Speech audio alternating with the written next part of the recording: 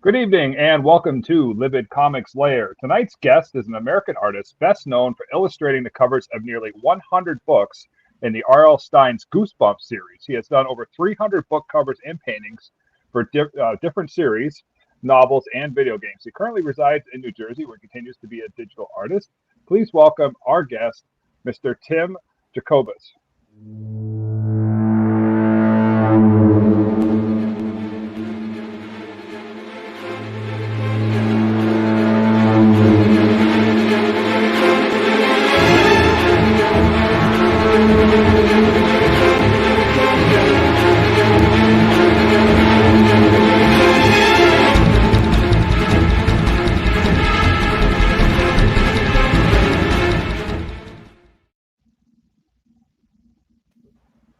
Oh, look at that.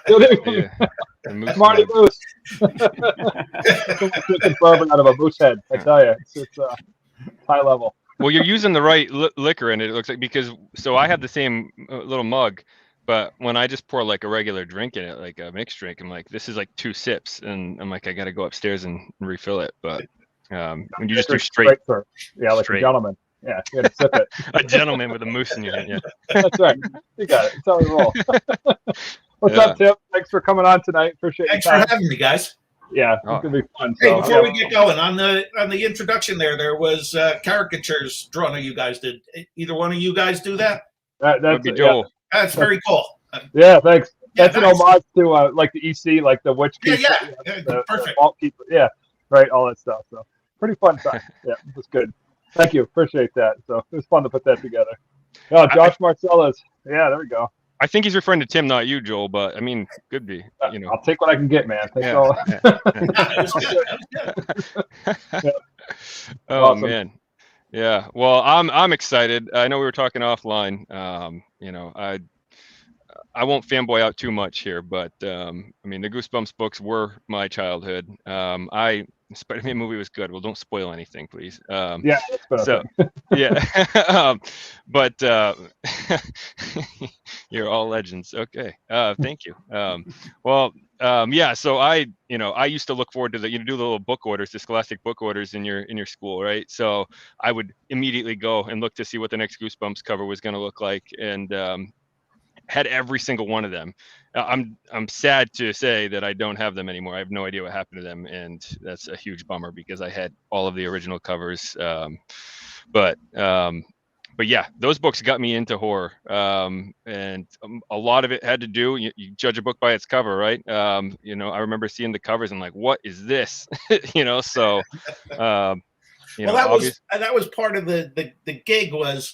You know, the Scholastic had such a great pipeline into schools and everywhere, into schools, into the bookstores. So when the Goosebumps stuff came in, it was, you know, you got it directly. You didn't have to run around too much. And RL, being the incredible prolific writer that he was, just pumping the stuff out, you were getting them on a regular basis, so you knew you had to hurry up and finish that one because there's another one coming up right behind it. So yeah, it was a model setup so that you could get your fix. Yeah, there would be countless nights under the bed sheets with a flashlight. So I have a twin brother, and we shared a room, and he would get so irritated that I'd be up in the middle of the night like reading a book when he was trying to sleep. So I used to hide under the blankets, and I'm like many middle schoolers that were trying to read horror, right? But so yeah, you mentioned, you know, how quickly R.L. Stine pumped out those books. Obviously, you had to also be able to pump out the covers at a high quality. So how did that work? How far ahead did you work, you know, in the series? I was pretty far ahead. I think we were probably. At the beginning, we were about 4 months ahead, and you know, we could get as far as 6 books ahead. So yeah, I had, you know, I knew what was coming long before they hit the shelves. I had sketches done, and when kids used to write to me back in the day, I would write them back. Again, this is all pre-digital anything. You know, I'm handwriting letters on my kitchen table. I would always make a copy of a upcoming sketch. And I used to always say, these are top secret. Don't show them to anybody, and stick them in there. And I know full well they were being trotted around the school the next day. But yeah, give them a little sneak peek. I'm kind of mad at myself for not ever thinking of that, to be honest. That would have been awesome. Yeah. I've had people send photographs now from the letters that I wrote to them in the 90s with the sketches, and they still have them. That blows me away. Yeah, That's great. that's so cool.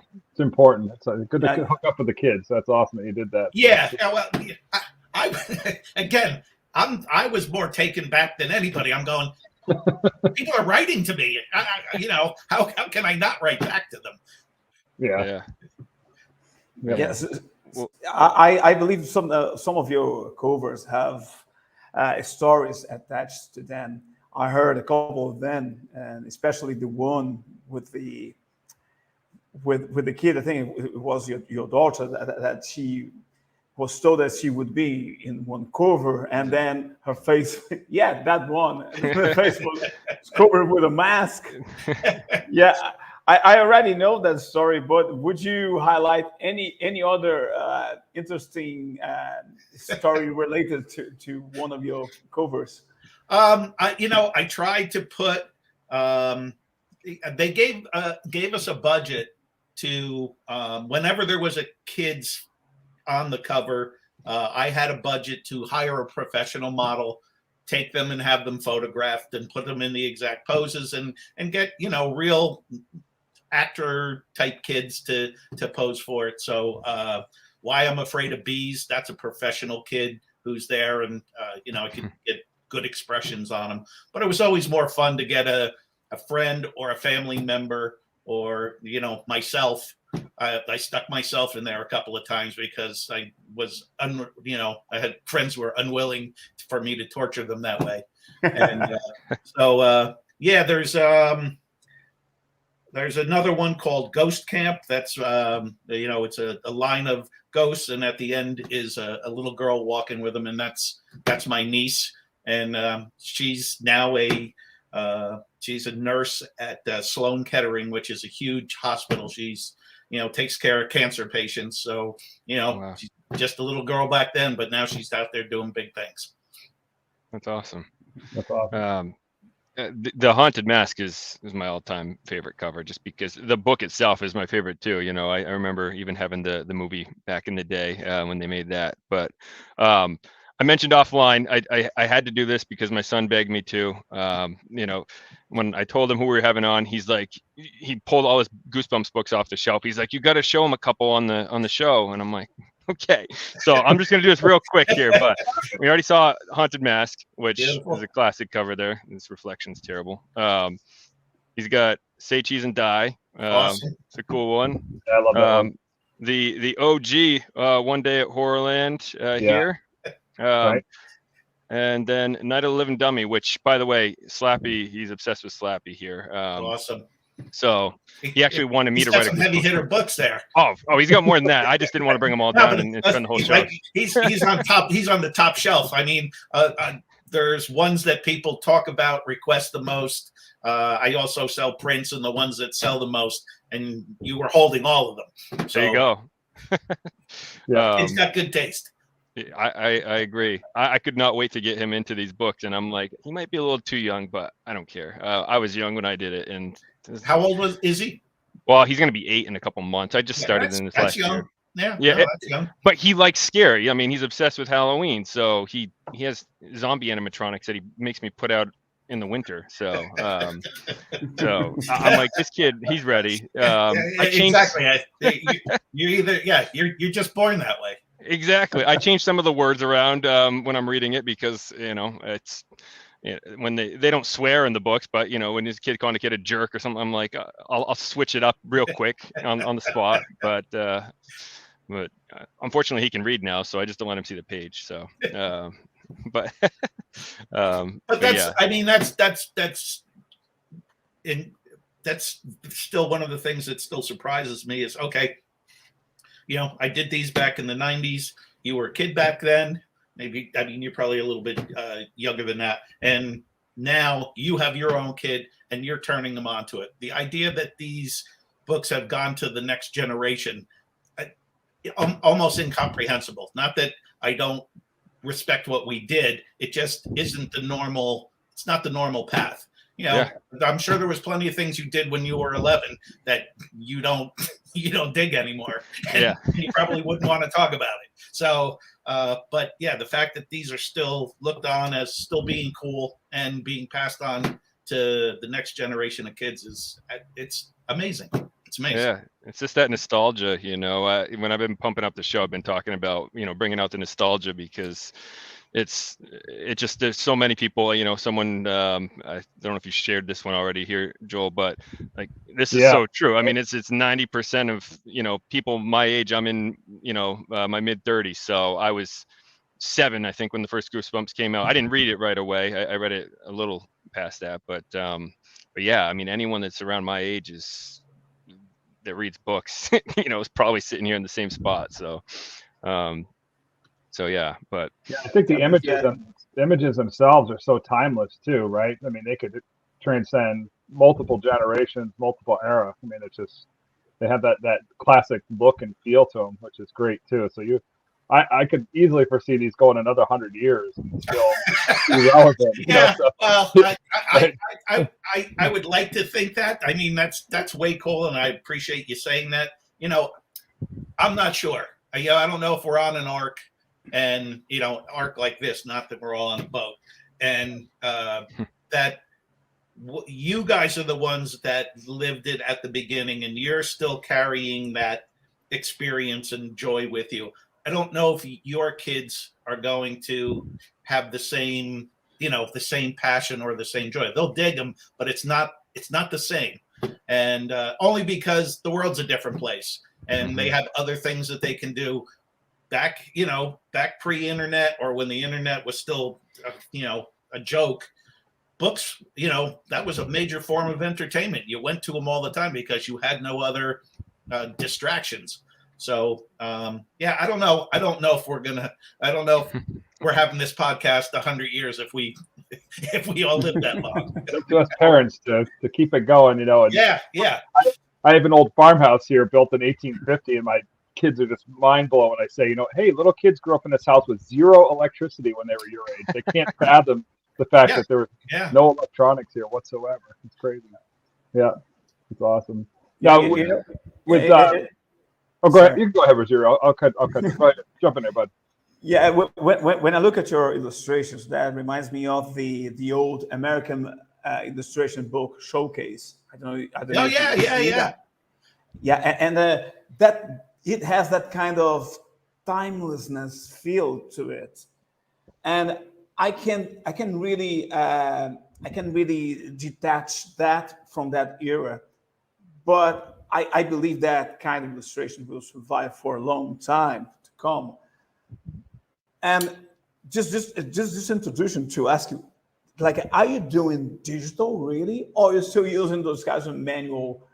I don't think you are manual airbrush things, because I know that you have studied that in the art school, and sometimes very hard to differentiate when I look at your art, because it's so old-fashioned type of airbrush style, and I really don't know. We should think it's a great thing.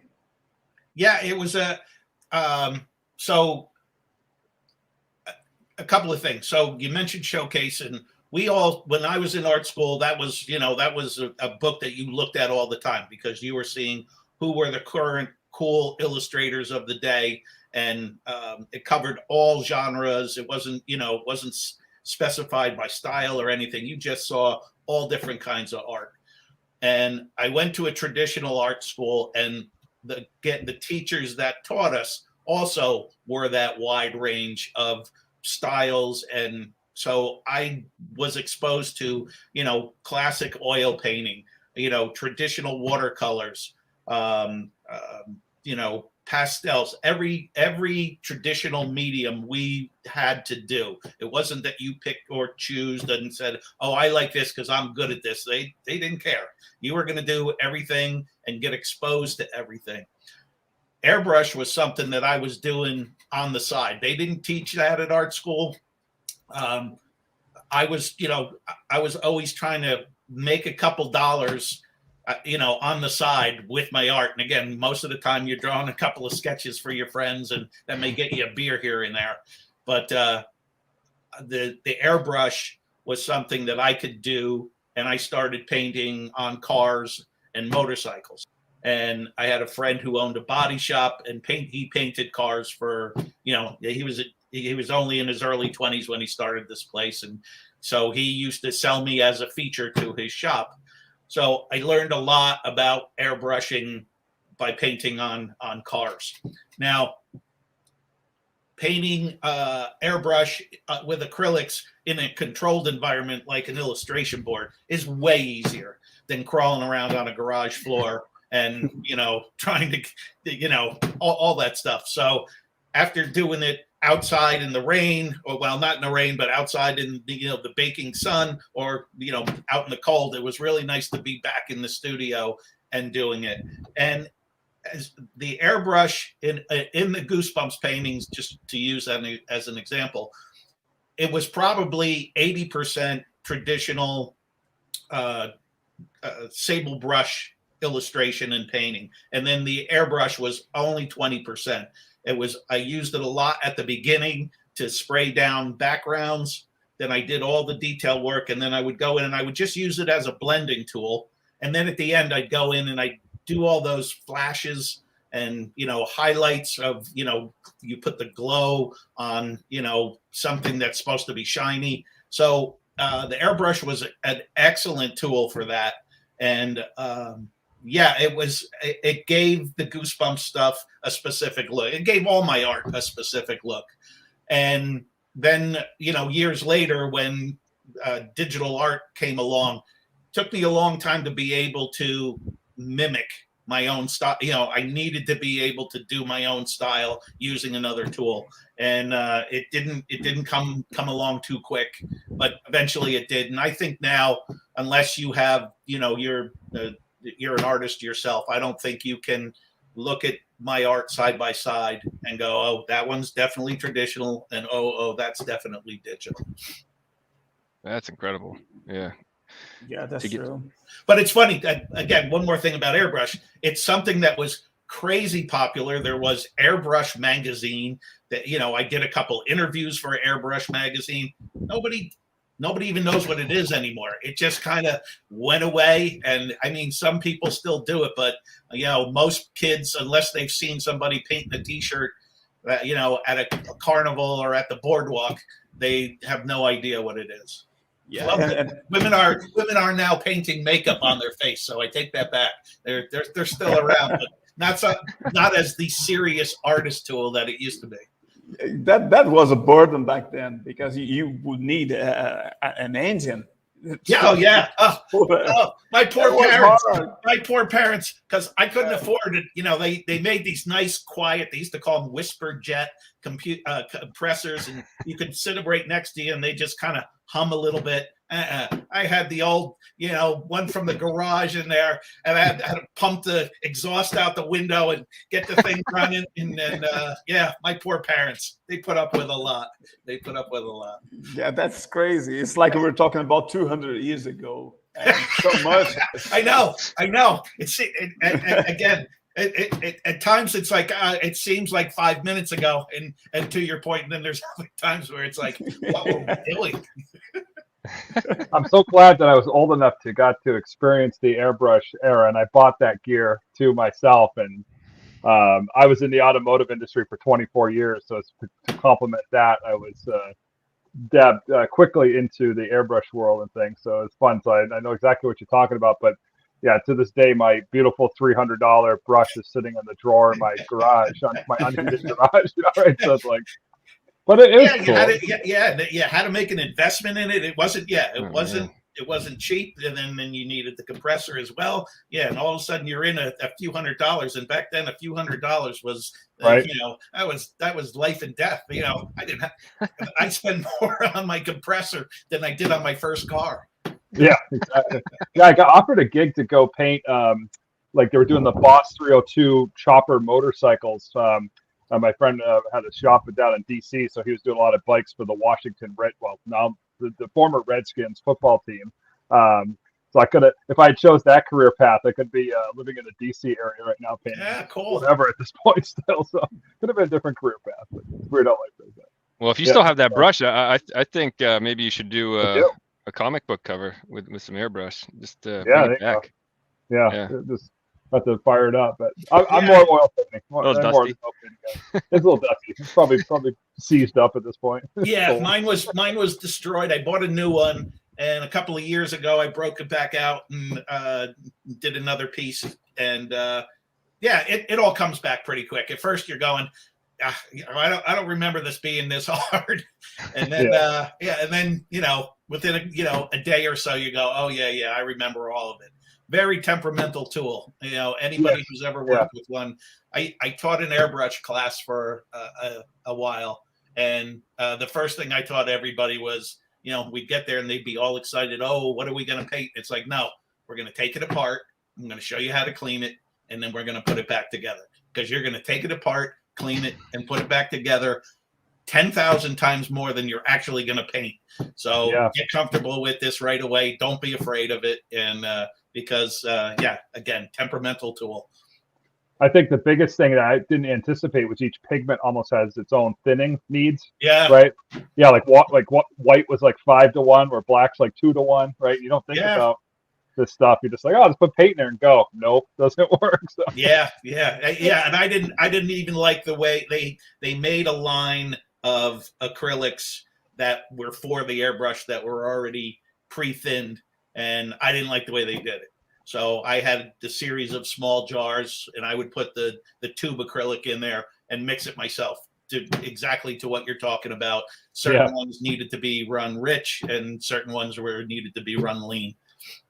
Yeah, it's so strange. Now, do you still own any of those original paintings that you've done, the drawings and things, or are those all out in the world? So the Goosebumps paintings, I don't have any of them. They were when we started, I had a few of them, and then as they saw this thing starting to take off and they needed the art, because again there was one tangible original piece of art, so they wanted to hang on to them so that they'd be able to get reproductions on the fly, and they paid extra to hang on to the pieces. Now at the time I was like, I don't care. I was doing one cover a week for a while. For a couple of years, I was putting out one painting a week. I think the word is I didn't respect my art, because it was just something I was just banging out. And I'm going, look, there's going to be more next week. I don't, I didn't track them down as well as I should have. And anyway, so Scholastic has all the original 100+ Goosebumps covers that I've done. But I have all the other art that I did. Yeah, I've given some away over the years. I've sold some, but there's still 150 paintings in my attic that are sitting there. And it's and at the time I used to stuff them under the bed. They just used to be places. They were almost like a hindrance. And now all these years later, when traditional art isn't around anymore and I don't do that much of it, it's like, you should have, just think about it, right? Phone and told that guy, pack it up and send it back, hounded people for them. But that's just, again, it's just the way things go. I was thinking like the Scholastic have them like in like custody, like you could have like weekend visits. You're allowed to go to the vault and look out and hang out with them. It's funny you mentioned that, because I did reach out and I never got a response to it, and that's exactly what I was looking for. I was like, look, I know these are yours, and we made an agreement. But the first thing was, can I just come and visit them? And because I haven't seen them since the day I finished them and turned them over to them, so I haven't seen them in 30 years. That was the first request. Then the second request was, and if you're okay with that idea, I'd like to take a few of them and take them on the road and, take them to a gallery and be part of do a quick traveling show with them, so you guys could get a chance to see them and get them out there. But Yeah, it's a big company. It's hard to get answers from anybody.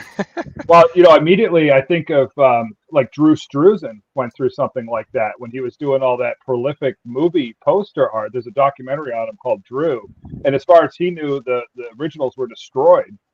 Is what his whoever's agent manager told him, and then all of a sudden, like they started to show up at like Sotheby's auctions and things. He goes, "Hey, wait a minute, right? I was told these were destroyed." And so he had to put a stop on the sale of the auction, and it became this big legal battle and things. And he eventually, won the rights back to his original art because, as far as he knew, they were just destroyed and things. Yeah, and, I mean, you got to think about, the original painting for Star Wars, right? I mean, my goodness, what is that? That's in a museum somewhere. That's like in the Smithsonian at this point. That's great. Yeah, especially if they didn't make any sort of agreement with them and said, we're keeping these, we're paying you extra. And then they can kind of do whatever they want with them. But if they just were going, oh, yeah, sorry, we'll get to it later. And then all of a sudden he sees it at Sotheby's. That is so insulting. It's criminal. It's everything else. But, you're just going, at what point didn't you think you were going to get caught? So, I got a story. It's not that rich, but it's kind of rich. So, like I said, I turned in all my artwork. I hadn't seen any of the originals in forever, and and I know that they were storing them. Some were in the building, and some were in warehouses. Scholastic has, I'm sure, hundreds of thousands of paintings, stored in warehouses. And back 10 years ago. Hurricane Sandy came through New York and New Jersey. We don't get many hurricanes here, and it was pretty devastating. And down in lower Manhattan, it flooded bad. So a rumor started that got back to me saying, "Oh, a lot of the paintings that Scholastic had in storage got destroyed, and I think all the Goosebumps paintings are gone." Oh. And like it was a totally plausible story. I mean, I knew where it flooded. I knew where Scholastic was. I was like, yeah, this could be true. And then people were, reaching out to Scholastic, asking them, do the paintings still exist? Are they gone? And, they would go, yeah, no, don't worry. Yeah, we got them. But no one ever saw them. So I was like, yeah, I think if I lost them and they got destroyed, I would never cop to it. I would never cop to it either. Yeah. So 3 years ago, maybe 4 years ago, they moved the Scholastic office from the location it had been for years, and they'd moved it uptown, nice building, the super, super nice. And they then decided to decorate the lobby with artwork that they've had. And there are, as far as I know, there's at least four of the original Goosebumps hanging on the wall in the lobby. So we know 4 exist for sure, 100%. And the rest of them, hopefully as time goes on, we'll start to see them pop up again. It'd be so cool to be at someone's house randomly that you're kind of associated with, and I'm 100% sure of that. 100% sure of that. Yeah, if you on the wall. if you're a junior art director, and see, but you can't appreciate it when you would go to a book publisher and you go into the art director's office. He'd be sitting there, and then all around the outside walls would be paintings just leaning against the wall, and there'd be 10 deep. And it was, so he had 1,000 paintings in his room, and the art director next door to him had the same 1,000. And so art was just everywhere. And so, you lose your job, you're moving on to the next company. On your way out the door, you go, yeah, I like that. Grab a few. I'm taking that with me. I'm sure plenty of them took a hitchhike. Now, that's cool. If they got it hanging up somewhere, I'm okay with that. If it's sitting in a closet somewhere and nobody's looking at it, I got a bigger problem. It'd be so funny just to happen upon that. I've done some stuff for charitable auctions, and it would just be so weird to be like, I don't know, out at like some bank and you see your painting in the lobby or something. Yeah. Oh, that's what it is. Okay. Yeah, that'd be a little tougher. Yeah. Right. You can see. Think about, how much those would be worth at this stage too, right? Because kids from my childhood, that are now in their 30s, that would spend stupid money on stuff to bring back nostalgia, like those things would be crazy valuable right now, specifically, just because. Yeah, there isn't a day that goes by where I don't get a communication from somebody going, "Hey, you still got those Goosebumps paintings?" Yeah. Again, most people don't know what I would charge for them, but they're asking all the time, if you have them. It's like, yeah, I wish. Yeah. Now, would you be above going back and reproducing one, or do you feel like once the painting's done? Yeah, no, I would prefer to do a new. So this is the only thing that I proposed, just BSing with people. So when I did the Goosebumps covers, I submitted 3 sketches for each book. For the most part, sometimes I only did 2, but for the most part, there was 3 sketches, 3 different versions for every single Goosebumps cover, and then I would turn them in, and they'd all take a look at it, and they go, "Yeah, let's go with number 2 is the one we want. That looks cool. Let's do that one." So there is a whole bunch of alternate sketches out there that were originally done for a Goosebumps cover. I'd like to pull out some of those sketches and follow through on them and turn those into art. So it wouldn't be the same cover, but it would be covers for the books that that very well in an alternate universe could have been the cover of that book. Now, when you submitted those 3 sketches, did you find they always pick the one that you like the best, or were they picking? No, that's never the way. Okay, we were pretty on point. And then there were times where it was like, oh, I like the background in sketch 2, but I like the character in sketch 1. Can we merge them? Oh, yeah. That's cool. Let's do that. There was never a time where they picked the one I liked the least. That never happened. So, and I always hoped that every one of them was worthy too. There was plenty that got left back on the desk that no one saw because either they were they looked too much like something else, or it just wasn't working. Gotcha. I know traditionally I believe the publisher is the one that picks the cover, but with R.L. Stine being so prolific with those books, did he have any input on the covers at all, or was it just straight up publisher? Yeah. He never saw any preliminary art. He would only see the finished product, and they would show it to him, late in the game, and he was always kind of done already. That's the part him and I talk about now, and I didn't realize it until we started talking, all these years later, that he didn't know what we were doing, and I didn't know what he was doing. I got his short synopsis of what the book was about. 3 sentences, at the worst. Sometimes it could be 2 sentences. Most of the time I got at least a paragraph giving me some channel way to go. And the fact that the books and the covers lined up all the time, we could have really, gone on divergent paths so easily. And for the most part, we were right there. So, it was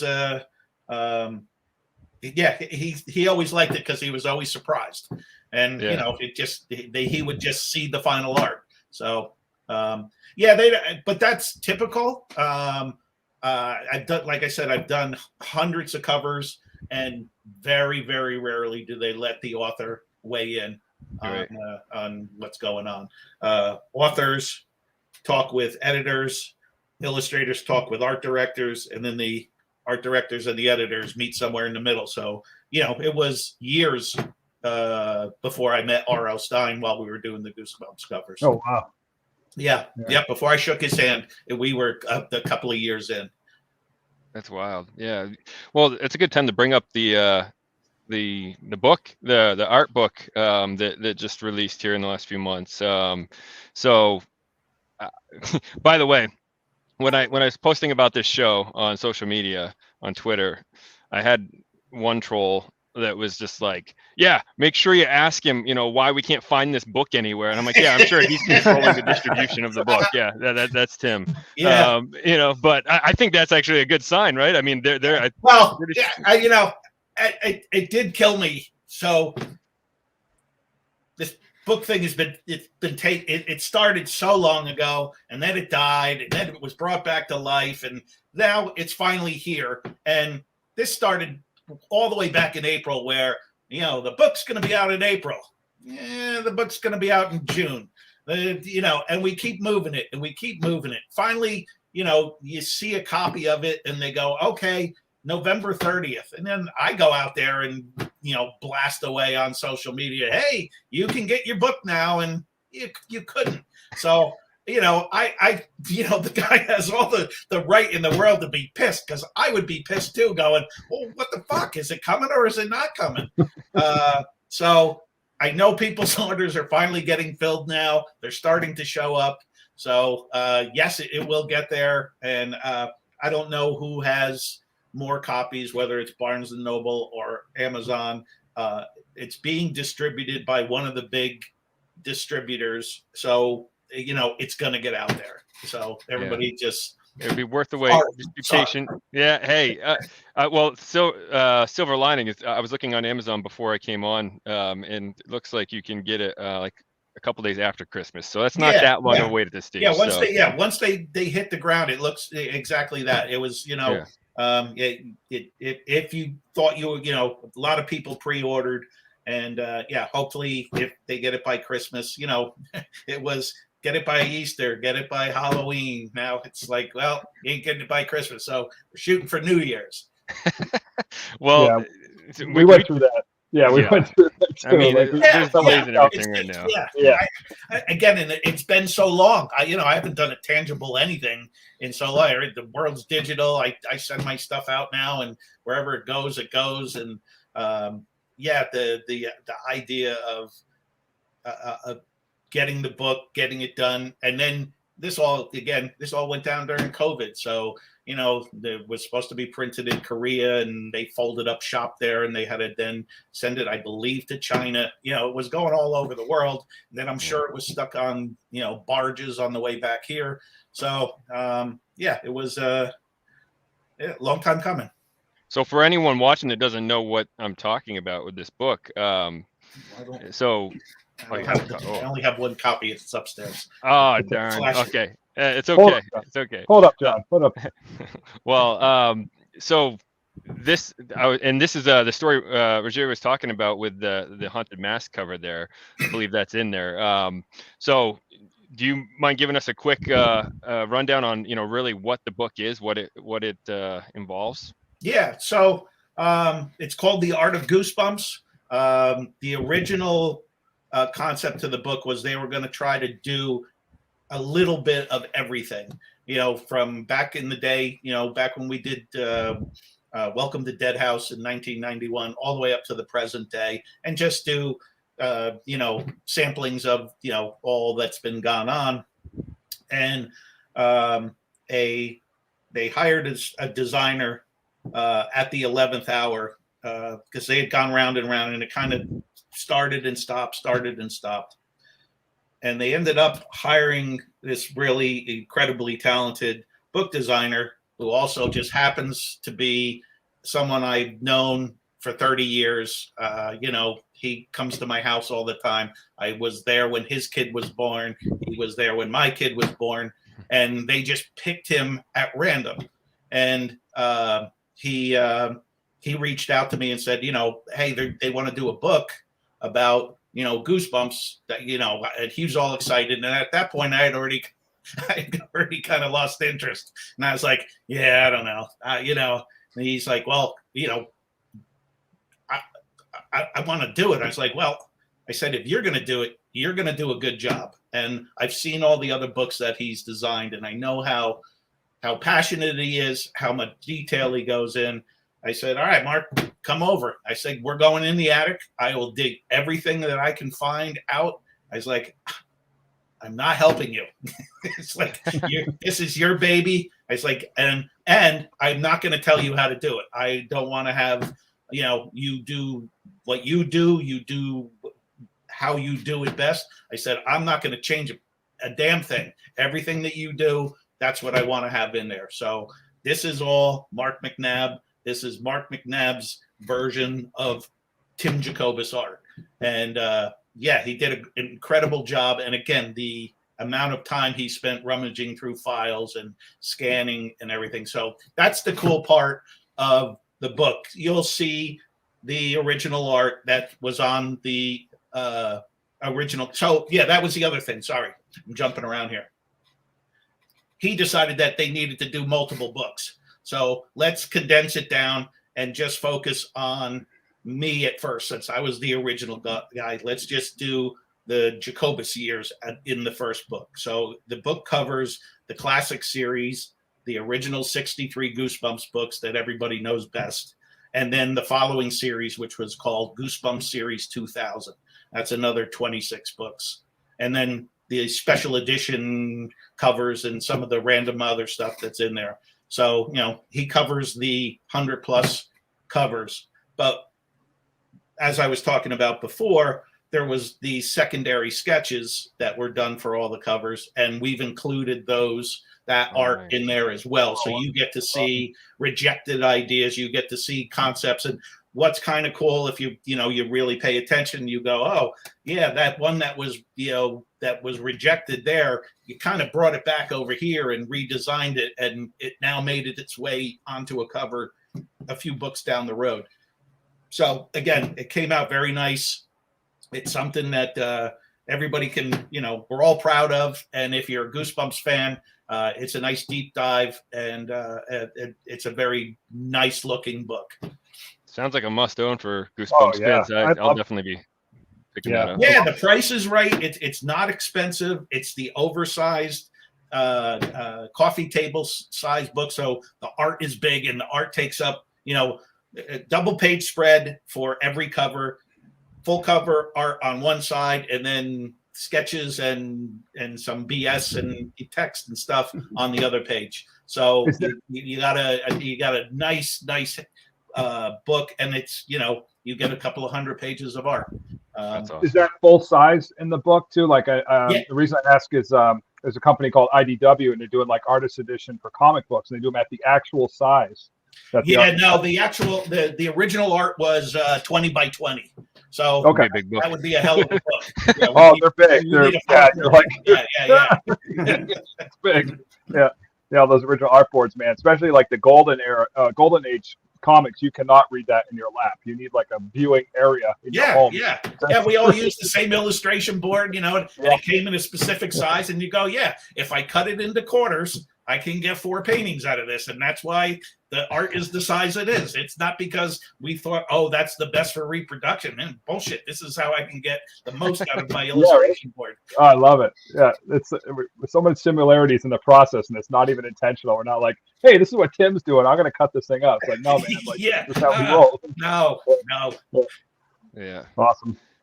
Well, that's my son's birthday's in January, so that seems like a nice little gift there. So even if it's probably more for me than him, but to be honest, it'll probably sit on my bookshelf down here, and he'll be like, where's my Goosebumps book?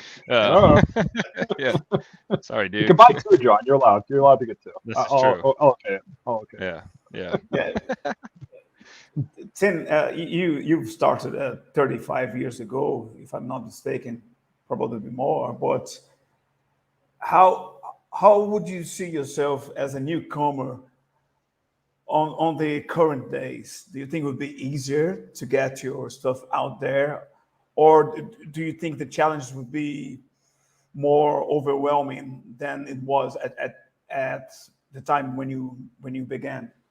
That's good. That's a good question, because it's something that comes up when a young person comes up to me and who's either in art school now or they're in college. It's like, oh, this is what I want to do.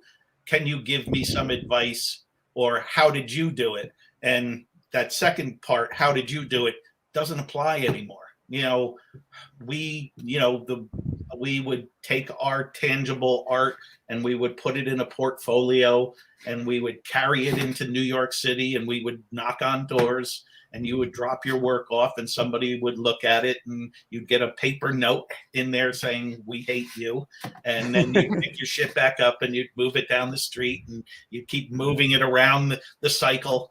And, it was, so the book art world was limited to your proximity to a big city, and New York being the best place. And I lived in New Jersey. I'm 50 minutes outside of New York, 45-minute ride, when there's no traffic, 4 days when it's rush hour, but you could get in and get out on a, quick enough to get your work shown. So some poor kid who may have been the greatest artist in the world in 1990, if he lived in Kentucky, nobody's going to see his stuff.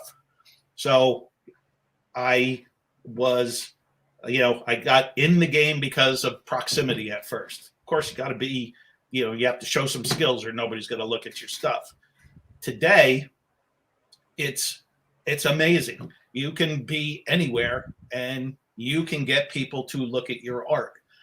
I have paintings that I did for book covers that are up in the attic, and I know the books didn't, on a book, let's say, that didn't sell well, and I showed the painting to 2 family members, and then the art director saw it, the production people saw it, and then it got on the shelf, and then it left the shelf.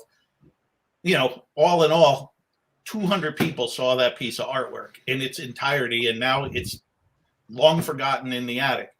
I can do a painting tomorrow and put it up on social media, and I can get 1,200 people to get their eyes on it tomorrow. That's incredible. That's mind blowing. That was impossible years ago. But so if you're a new artist, yeah, that's great. You can get, lots of people to see your art, but everybody's in the game now, and everybody has that same ability. So the idea that you can get lost in the swirl of just the mass amount of work that's out there is a possibility. So you have to be a little bit more clever in how you get your stuff out there, how you approach people who are the people who, are making the magazines, are doing the publishing, and get their attention. And that's a whole new set of skills that you're going to have to develop to get people to look at your art. So, I don't know if it's better or worse. It's both. It's better and it's worse. I know it was difficult back when we were doing it, just because that's how you did it. And I know it's kind of difficult now, but people are making it happen. And I just think it's better when more people can see more stuff, and that this, so I'll work for, on a typical painting is it's a 40-hour endeavor. And, it's my life. This is what I do. I'm spending my life's time creating something on a piece of art. And all I want you to do is look at it. That's all I want you to do, and I'm not asking a lot. Some of the other art forms, it's tough. Like if you're a writer, you're asking a lot of your fans. It's like, here, read my book. It may take you a week. I want 3 seconds.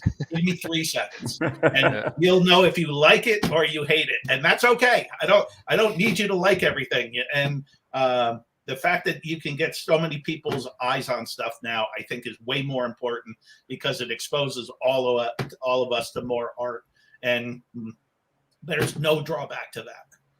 Yeah. I mean, if we look back, in the 90s, we wouldn't be talking to Ruggiero over here. We wouldn't, it wouldn't happen. He's in Brazil. He lives in Brazil. We found his art on the internet, and, that's all because of where we're at technology wise. So, yeah. And it's great, because then everybody gets to start to see everybody else's work. And if there's something cool that's happening, I always refer to what we do is kind of like learning how to cook. And, I make Mexican food. That's, my stuff is, rice and beans, and, I get it all together. And that's what a Goosebumps cover is. Very simple. You know what you're going to get. Lots of flashy colors. It's the way it goes. But it's great to see somebody who's doing something so different from somewhere else, totally culturally and everything else. And you go, oh, that's really cool. I don't even know what that spice is, but I'm going to start to mix that in a little bit and see if I can, if I can bring my stuff up to a different level. And I hope they're doing the same. A little rice and beans in their stuff may help them. Yeah.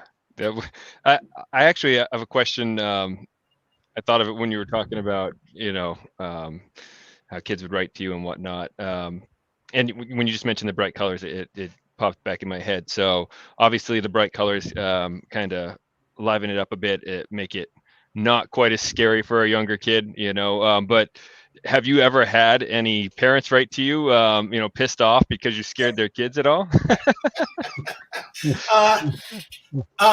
We caught some shit early on. So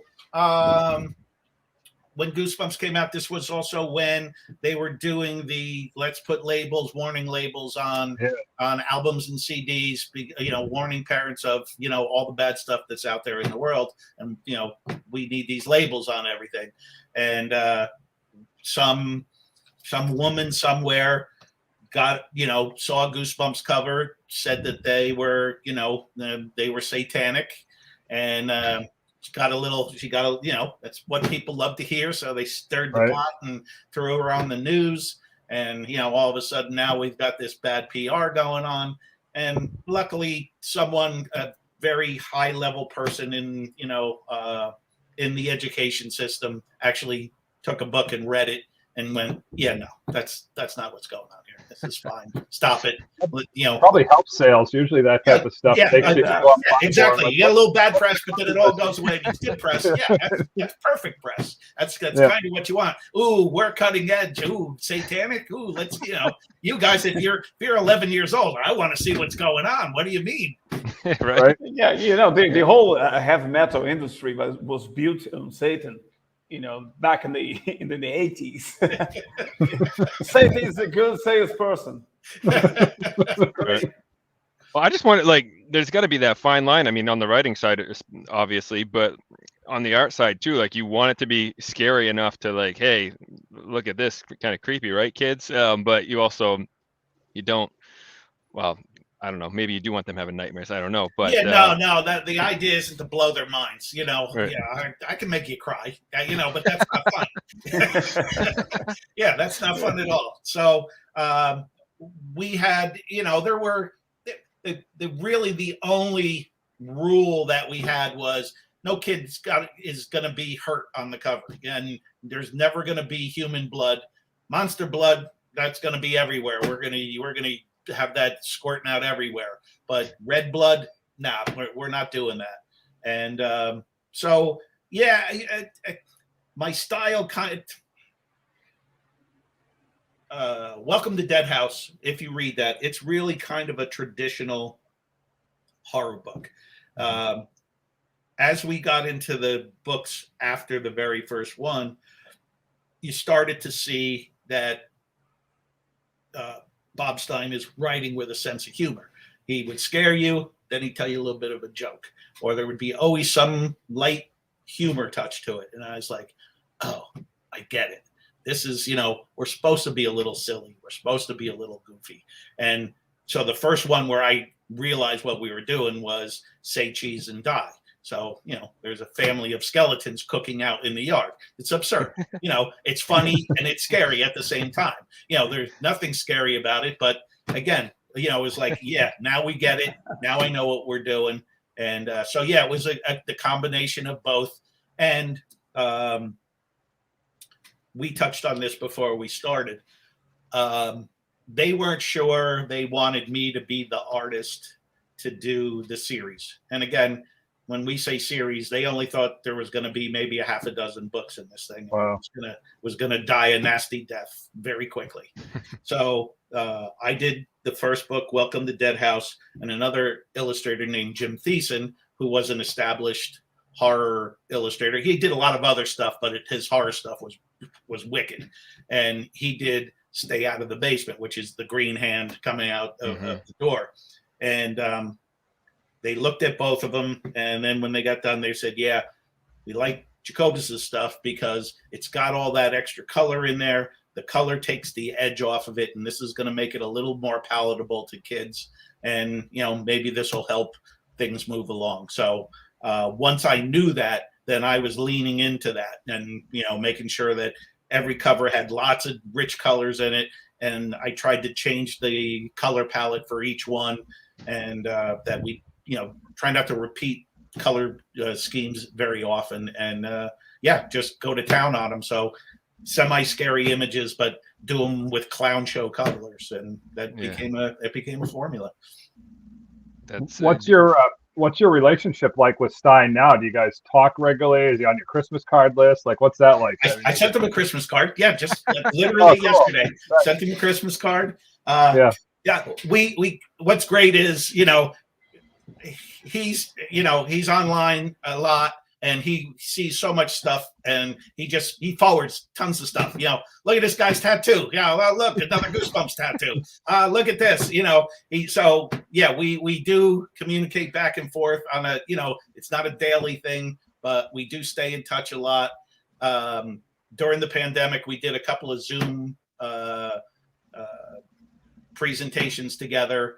We did some live stuff too, and we were planning to do a couple of cons where we were going to, do the Jekyll and Hyde show, and hopefully, when things settle down again, we'll give that a shot. He's fun to hang around with. He's funny, super nice guy. I can't say it enough that he's, he could be, you don't know, and don't know how people are, and he's been nothing but a true friend to me.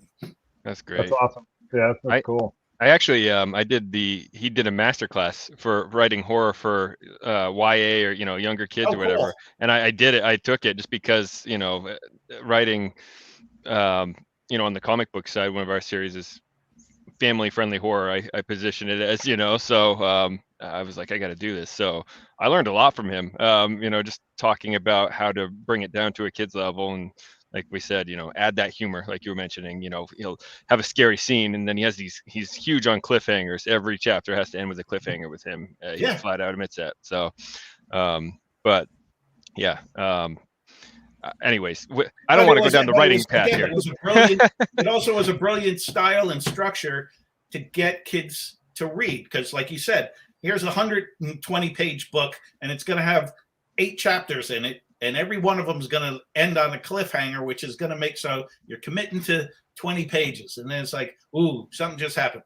All right, I can read 20 more pages. So you're teaching kids to, you're forcing them a little down the road a little bit, and I think tons of kids learned how to read just because of the structure and the way they set up those Goosebumps books. It got to the point where I had to, like, when I'm reading to my son at night, I have to end in the middle of a chapter, because he'd be like, all right, I'll finish this chapter, and I'm not even kidding, like, get to the end of the chapter, all right, time for bed, buddy, and he's like, no, we can't stop now, and I'm like, what's going to happen to him? Yeah. And then you turn the page and it's like a joke, it's this scary scene, and then it's like, oh, it's his buddy tapping him on the shoulder, But, that's how Netflix is, man. They always end on a cliffhanger, and then they got that fast intro to the next episode. Exactly, and you're in. Right, exactly. Yeah. Exactly. Yeah. I'll just watch another 20 minutes of the next one. That's the other 3 episodes. That's how we go. Yeah. I wanted to ask, do you Tim, do you delve into the darker stuff at all, though? I mean, do you do more adult themed horror type paintings, or? I get called upon to do it. I did a few back in the day, where you're allowed to do whatever you want, and I've done some. Most of what I get now are they're more serious themes, but they still want the Goosebumps flair to it. So I'm doing an album cover. I won't say the name, but the theme behind it is serial killers. And so we've got a lot of, way more dark stuff that wouldn't be happening on a Goosebumps cover, but you're going to know I did it. So it's fun. That's cool. Yeah. It's like I saw Nick Offerman, I don't know if the comedian, he plays Ron Swanson on Parks and Rec. Yeah. And I saw him do stand-up, and he he intentionally grew his beard out or shaved off his mustache. He's like, I can't go to an audition anymore because I'm Ron Swanson. If I have a mustache and I go in there, I'm Ron Swanson. So like he has to change. So I just thought of that when you said like, you're Tim Jacobus. You did the Goosebumps art. So it's like, is everyone always expecting you to have that flair of Goosebumps in your art? So and it's fine. It's okay. I don't mind because it's especially if it's something that we haven't done. It's a subject matter that hasn't been covered. It's not fun of, oh, will you do me a slappy? I will, but that's not that cool. I want to do something that we all haven't seen and we all can get excited about. So there's there's still people who want me to do whatever I want. I'll get commissions where just do whatever you want. And if I've done some traditional painting over the last few years, and I like to work oversized, meaning 2 foot, 7 foot, and in black and white. And I'm standing up doing traditional paint again. So they look completely different. Sometimes the subject matter is scary. Most times it's not. And those are fun. And it's a nice deviation from all that saturated color. I was going to ask if there was like a subject matter that you would gravitate towards if you do you stay in the horror realm, or is it? I'm all over the place. If you sat down and say, "Man, I can paint whatever the heck I want. I got my week's clear." Like, what would you gravitate towards in a situation like that if you had free reign? Like, let's say next week. It could be anything. No, it's not. It would less likely, if I could do whatever I wanted, it would be less likely to be something horror because I'm doing that. That's happening all the time, 9 to 5.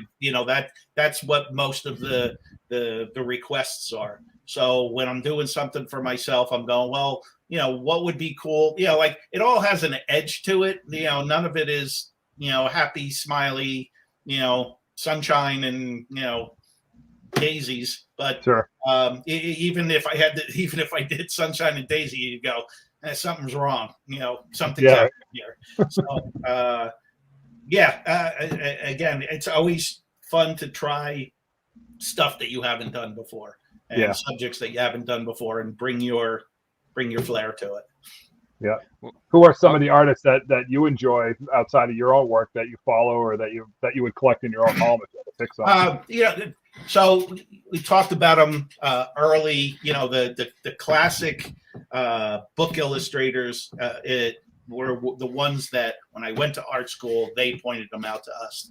And so I live in New Jersey. Brandywine, Pennsylvania is very close to where we are. It's a bus trip away, and they used to take us on a class trip there. And the Brandywine Museum is where the Wyeth family lived. And so we were all huge fans of N.C. Wyeth. We studied his stuff.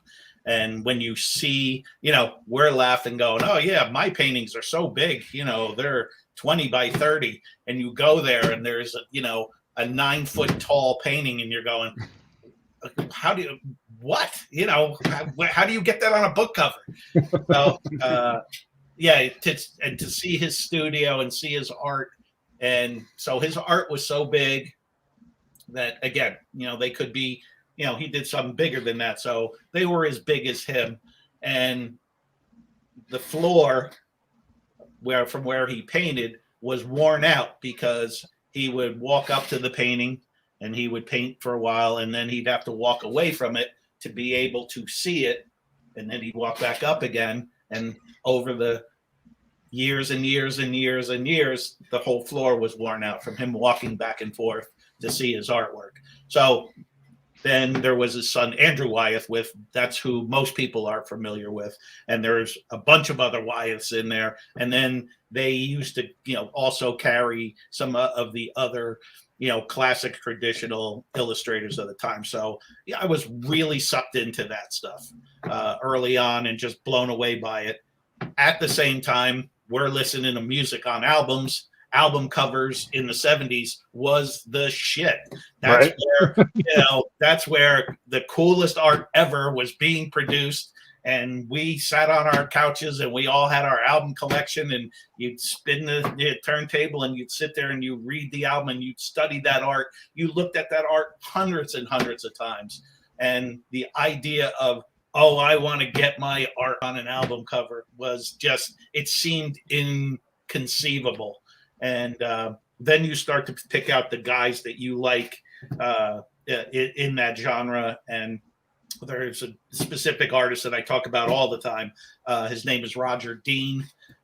He did all the album covers for the band Yes and a bunch of other guys, but he was the guy who got me to think different. So when I'm at the Wyeth Museum, all their stuff was very traditional, and they were painting, guys who were, woodsmen and archers, and, it told a story, but it was always what was there.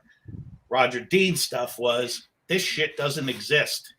Show people stuff that they can't look out the window and see. Come up with something new. So create new, when there's a background, create a new environment that no one could ever see before. Create new characters, create new animals, monsters, all that stuff, so that when somebody comes to look at your art and escape into it, they're going, it's someplace that they can't get that anywhere else. And that really changed my thought pattern. Yeah, that's great. I was about to ask you something. It's a kind of existential one. Like we're not getting any younger. And like, I am. Oh no, I am. Yeah, listen, I'm way farther down the road than you guys. Nah, not that much. Not for that long. Like I'm going to be 52 in a couple of months. Yeah, and I'm already right there. But what I want to ask you is that, like, you have amassed so much, along the years, and you have your special technique that only you know how to do. And have you ever thought of passing that on to students, or getting a pupil and make that guy to be your Kung Fu student, and he could teach you, making a black belt before you go? Wax on, wax off. Yeah. Him or her? Yeah. No, I've never thought of it that way. When I was 24 or 25, again, proximity to where you live, to opportunities that are around you. The Joe Kubert Art School is in my backyard. And I knew Joe Kubert because he was Andy and Adam's dad. They used to, before they were a school, they used to hold these little shitty art classes on Saturdays, and there'd be an article in the newspaper, come learn how to draw Superman on Saturday. It's like, shit, yeah, let's go learn to draw Superman. And so I got familiar with the school and what they were doing. So I went to a different art school. I looked at what they were doing, and I found it overwhelming. All of you guys that are in the comic book world, what you do is not what I do.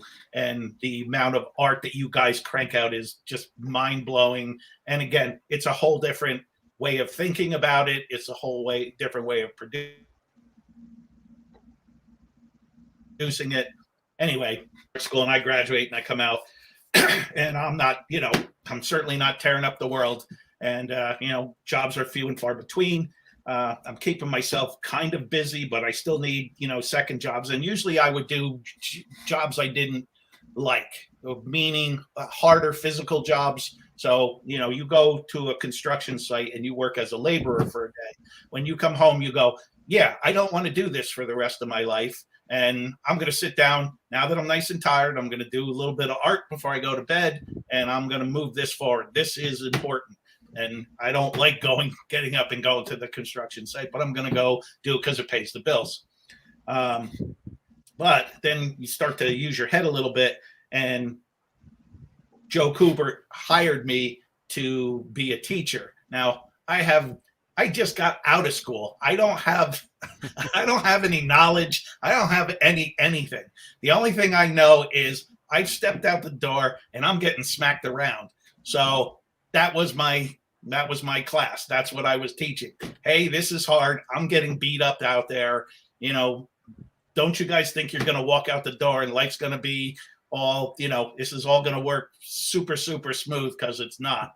But it was very enlightening to me to then start to try to verbalize what I was doing.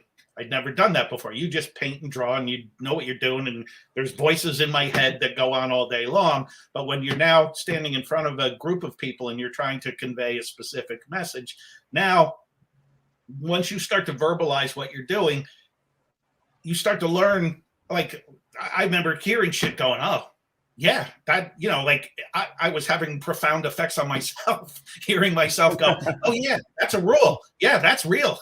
I better remember that going home, instead of, you know, hope these guys remember too, but I'm definitely going to remember that. So, but I only did it for 3 years. Yeah, 3 years. And now 2 years. And I always said I would like to go back when I had real experience, you know, a real life's work under, you know, my belt, and be able to go, hey, yeah, I've seen a lot of stuff. And so I'm getting to that age. I don't know if you know, I'm so busy now, I don't know how I would fit that in, but going back to teaching would be fun. It would definitely be fun. And especially if it was for, you know, up and coming illustrators, people who were trying to, you know, do this as a career, and they were, you know, this was their life's goal. Yeah, that's great. That's definitely something for you to think, you know, in the future. Yeah, but the individual, and have them come here and you know, try to do the mind meld and dump all my, you know, all the craziness that goes on my head into their head, I think I'd be doing them a disservice. Yeah, I think they walk away and head to the asylum. You know, only I can live in here. I know exactly what you were saying about, you know, when I've actually done some teaching, and you're like, oh yeah, I do remember that. Like, it just comes out of you. It's like somewhere in the subconscious from school, and you don't think about it, but it's in your process, right? But it's lines that other teachers told you that really hit home, and now it's not even your realization. You're going, hey, Mr. Zuccarelli told me that I better do this, and I'm telling you, you better do this because Mr. Zuccarelli told me to do this. Well, yeah, and it's strange because there's always, like, to your point, like 2 or 3, 5 maybe sentences that stick in your mind as like big ones. Like, I had a professor in oil painting. He always said, paint from your shoulder, not your fingertip. Right. Oh. So people get too close to the screen, and they're worried about every little, you know, granular pixel of the canvas. In reality, you know, like you talked about Wyeth when he's standing in proximity to the painting, that's because when you're viewing it, you're not going to be right up to the canvas. You're going to be 6, 7, 8 feet or more away. So it doesn't matter, these little teeny tiny things. And when I was teaching some oil painting lessons, you know, to the class, everyone's worried about, like, well, how do I get all the hair correct? And it's like, it doesn't matter. So I like John Singer Sargent. They said, you know, it looks like he painted with a mop because it was just shit everywhere. But it worked because he knew that you're going to be standing 15 feet from it, right? So your mind will make up the detail and fill that stuff in. So, yeah. But yeah, paint from your shoulder, not your fingertip. That was Stuart Ober was my professor, and it's still Mr. Ober still in there. So good job. Yeah, I was that guy. I was too close, you know. And Mr. Zuccarelli was obviously, he was an Italian man, very short little guy, and he was very unassuming, but, you know, a genius. Where, you know, when you first see him, you're going, you know, he was somebody who was comical looking, and you could easily, you know, decide, oh, I'm going to make fun of this guy, and then when you get to, as he starts to teach you, you go, oh my God, this is a genius. And I better just, with all the utmost respect, shut the fuck up and listen to this guy, because he knows it all. And he used to always come up behind me, and I'd be in there, grinding away at it. And he'd, kind of talk a little funny. And he would go, Mr. Jacobus, he goes, you're a niggler. You're getting in there, you niggle and you niggle and you niggle. Goes, cut it out. He goes, I'd rather see a bold failure than a niggling success. And I hear that in my head so often when I'm doing stuff. It's like, yeah. Bold failure. Come on. Bold failure. Yep. Come on, let's go. Yeah, you could beat the emotion out of a work too, man. You can get in there and you could do every single detail. It's like, well, we have photography. Like I see people that paint wonderful photorealism, and it's fabulous, amazing talent, but I want to see your hand. I can look at your work, Tim, and say, I know that this is your work, right? I want to see that. Don't beat it out of it, right? Just leave it in. Right, exactly. Don't let that go away. Yeah, we don't need to go past where it's like, oh, you can't tell that this is a painting. It looks like a photograph. Is that a goal? I mean, it's amazing that people can do that, right? It looks cool. Yeah. Right? But great, you spent 5 months doing that. I could do it in 4.5 milliseconds with my 30,000 megapixel camera here. So I'm like, I'm done.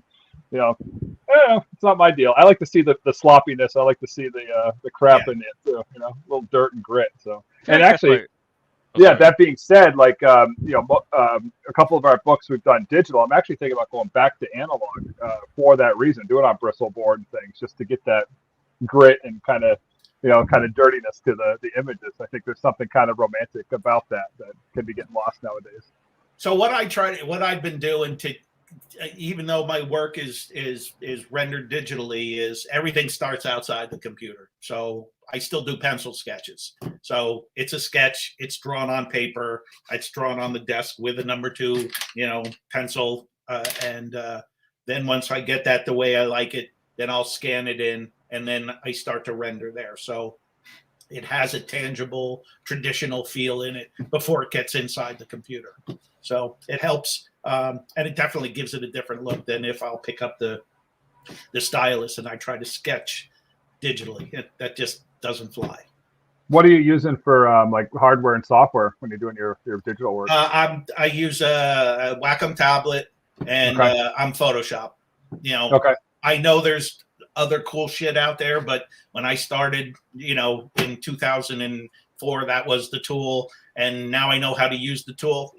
It's like driving a Chevy. It's like, I know there's Porsches out there, but Chevy works fine. I know how to fix it, and I can crawl underneath it and strap that shit back up in there, and let's keep going. And we'll I don't care if it's got 300,000 miles on it. This is how we do it. Yeah. I like Photoshop. It kind of sucks on the iPad. I like the iPad a lot. I have the Cintiq 24 HD here, but I like the iPad because it's cold as hell up in New Hampshire, and I just like to be in bed in the winter and dry. Right? So, but the Photoshop for the iPad kind of blows. Like, I wish they would up their game, because I like Photoshop a lot better. What do you use when you're on the pad? Cintiq. That's what everybody. Clip Studio. Sorry, Clip Studio. Okay. For both of those. And the cool thing is it'll save to the cloud, so I can jump on this device to that device, and it's all there. Oh, that's cool. Yeah, that helps. So I forget to save. I'm a moron, and I forget to save. So.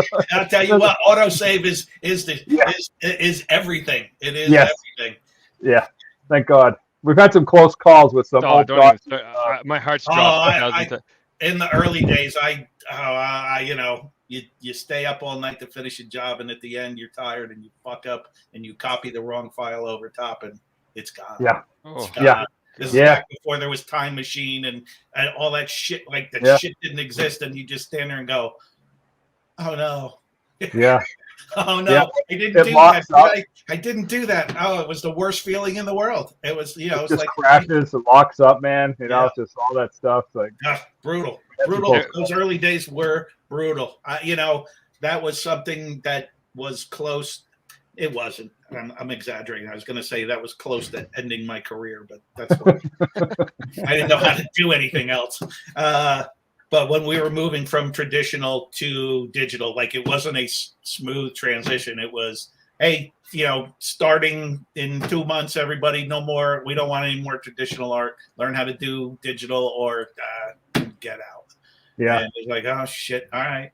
And like you say, you spend all those years working out those techniques, and the airbrush works this way, and I know how to mix those colors just right, and all this stuff that juggling act. I got this juggling act down, and then all of a sudden it's like, all right, put all that shit away. Here's a rock, and here's a stick, and I want you to make nice shit.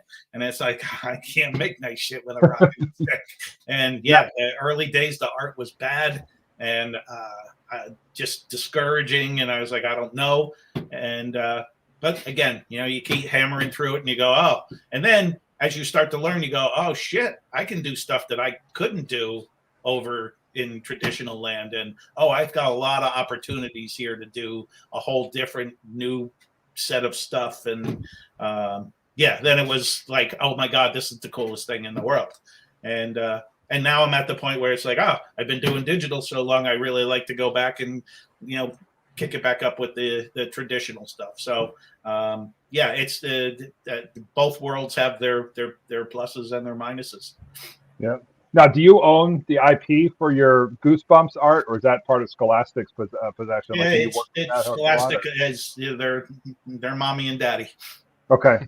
Wasn't sure how that was. I was thinking, I was like, man, Tim, you could crush in like the NFT space right now. I was like, man, you could throw up some Goosebumps NFT and just like again, these are all things that they roll around our heads, and I need some smarter people around me where I can go into them, because if they're not doing it, then exactly that, we're wasting a huge opportunity. There's a lot of money sitting on the table and nobody's taking it. So I don't care if it's you, but I'd like it to be me or us. And let's take the opportunity while this whole thing is doing its crazy thing. And hopefully someone from Scholastic is watching. We can get them on board and say, hey man, like, listen, there's a big market for Tim's art. It's a new generation. Like, we want to get it for our kids. John Durgan's going to buy a painting, right? We want this stuff on NFT space. The kids want it. Like, get it out there, you guys. You can fund your new warehouse in the lower Manhattan, whatever you guys got to do. Like, get it rolling here. Let's go. Give Tim a cut, and let's get the party rolling. Let's get it out there. Yeah. Are you active in the doing NFTs? I haven't bought or sold or anything. I think it's awesome. I think it's cool. Like, I'm like that one generation too old, like, and I feel it now, where like I don't fully understand it. I'm like, I've had some people asking me to do some projects, doing some art for some things. I'm like, that's cool, and they're like, oh man, it's this and that. I'm like, okay, cool. Like, and I figure like it's like when I'm talking to my mother-in-law and I'm trying to get her onto like AOL online, and it's a struggle. I'm now that guy. That's who I am. So I'm that person. These poor kids. They're like, oh God, what's this guy? Right. So, 8 months ago. So I get up at the crack of dawn every day, and I, drink my coffee and I get going. I like getting up early, and I get a text on my phone from somebody I don't know, and the guy says something like, I know you don't know who I am. You really have to, get into NFTs. I'm not trying to sell you anything, but if you want, somebody to explain it to you, I'd be more than happy to talk to you. And I just wrote back, I was like, how about right now? And he goes, what? And I was like, I'm going to call you right now. And so it's 4 a.m. here. He was out in Las Vegas. I have no idea what time it was there. And I was going, all right, come on.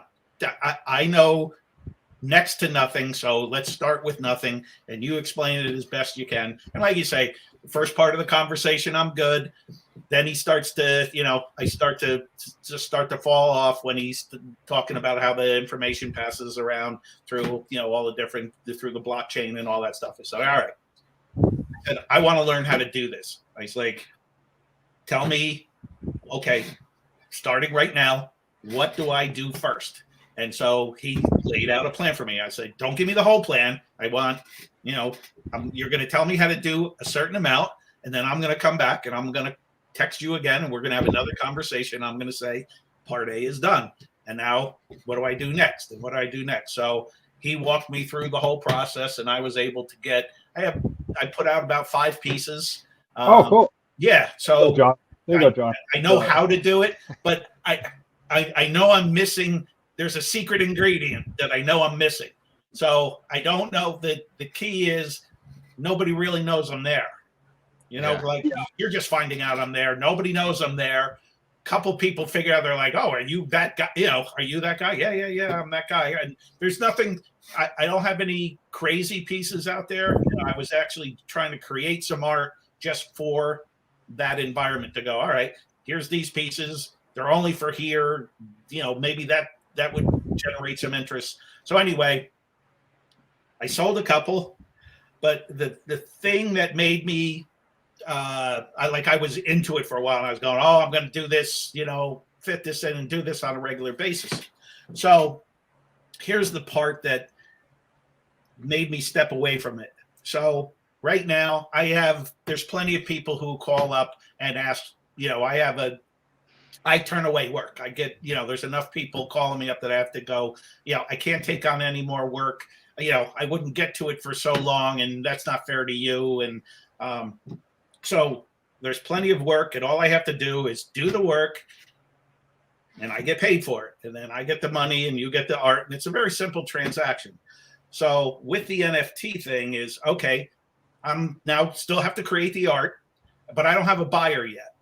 And then I have to pay to mine it and get it up there. And depending on whatever the currency is that day, it's going to cost me anywhere from $60 to $100 to put it up. And then it's up there for good. But now I'm investing, $60, $80. And if I put in that $60 or $80 and then it sits there and no one buys it, now I'm going, all right, so I do another one. Now I'm in, the 160. Then I'm in 320. The art's still sitting there. No one's buying. I'm going, well, in my world, I'm losing money. I have a guy sitting right over here right now who's going to give me real money if I just finish the piece he asked for and stop fooling around with all this stuff. So I don't know. I haven't figured out how these guys are crushing out there, and that these big dollar values are flying around. And I just know I'm still ignorant. But again, I'm trying, and it's cool. It's interesting. Right. It kind of makes sense to me. It was so the thing that the guy said to me that hit home was, all right, and I've been going through this for years where there's paintings hanging on the walls in the background. Those are book covers. It's traditional art. It's tangible. You hold it in your hand. I tell you that's the original. You can't not believe me. That's the damn original. It's right there. We all know that's the original. Then digital art rolls around, and then you start to hear that argument. Well, there is no original. And it's like, yeah, because every copy is as good or exactly the same. There's nothing that discerns it for being something different. But I'm sitting here going, nah, fuck you. Yes, sir. The one here, that's the one I made. That's it. I made that. That's the original. The one here on my computer, that's original. And if I can sign some sort of documentation that says this is the original piece of art and somebody wants to buy that art, that's a good game for me. And that makes sense in my head, other than, it's something that's just in the ether. It's like, no, you're getting there's a real product here, and you're getting something for your investment. You're getting the ownership of this piece of art. So yeah, you own this serialized item that no one else can own.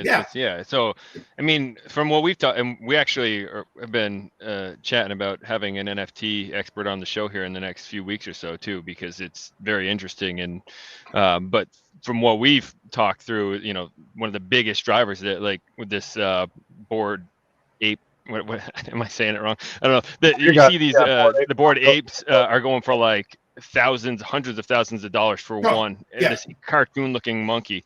But it's tied to, a lot of it is tied to influencers too. Like these people get these massive influencers backing them before they even launch. So these influencers pushing this product, and when you hit go, they're freaking selling out like in minutes. You got to pay those guys too, right? To John's point, you might have to give someone $5,000-$10,000 just to say your project's cool, right? But they have 30 million followers, right? Yeah. Okay, right now. I would think, man, if you did something with Stine, right? I don't know, like if Stine has to give a piece to Scholastic. I don't know the business thing. I don't need to know. But if you say, hey, man, listen, we're going to do a new Goosebumps universe NFT, and you were able to like break that off, or maybe it's called something different, but you both are in on that project and work that out. There's so many of us, Gen X, millennial kids, like, holy shit. Like John would buy like 3 of them right now. He's just gonna do it, right? I mean, I could see that. And you get some of these guys, you give the guy $5,000 to say, hey, this is cool shit.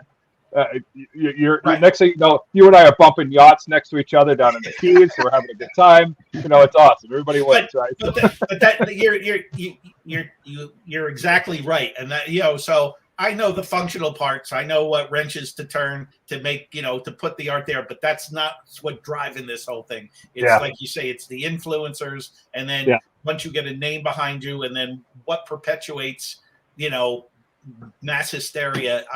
Again, that's all. That's a whole world that bring that guy on.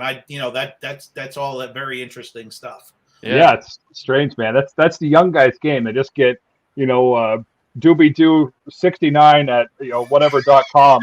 He comes on and says you're cool, and the next thing you know, you're cool. Like, I don't know. That's what the kids are into. My kids would rather watch other kids play video games than them play video games. It's funny.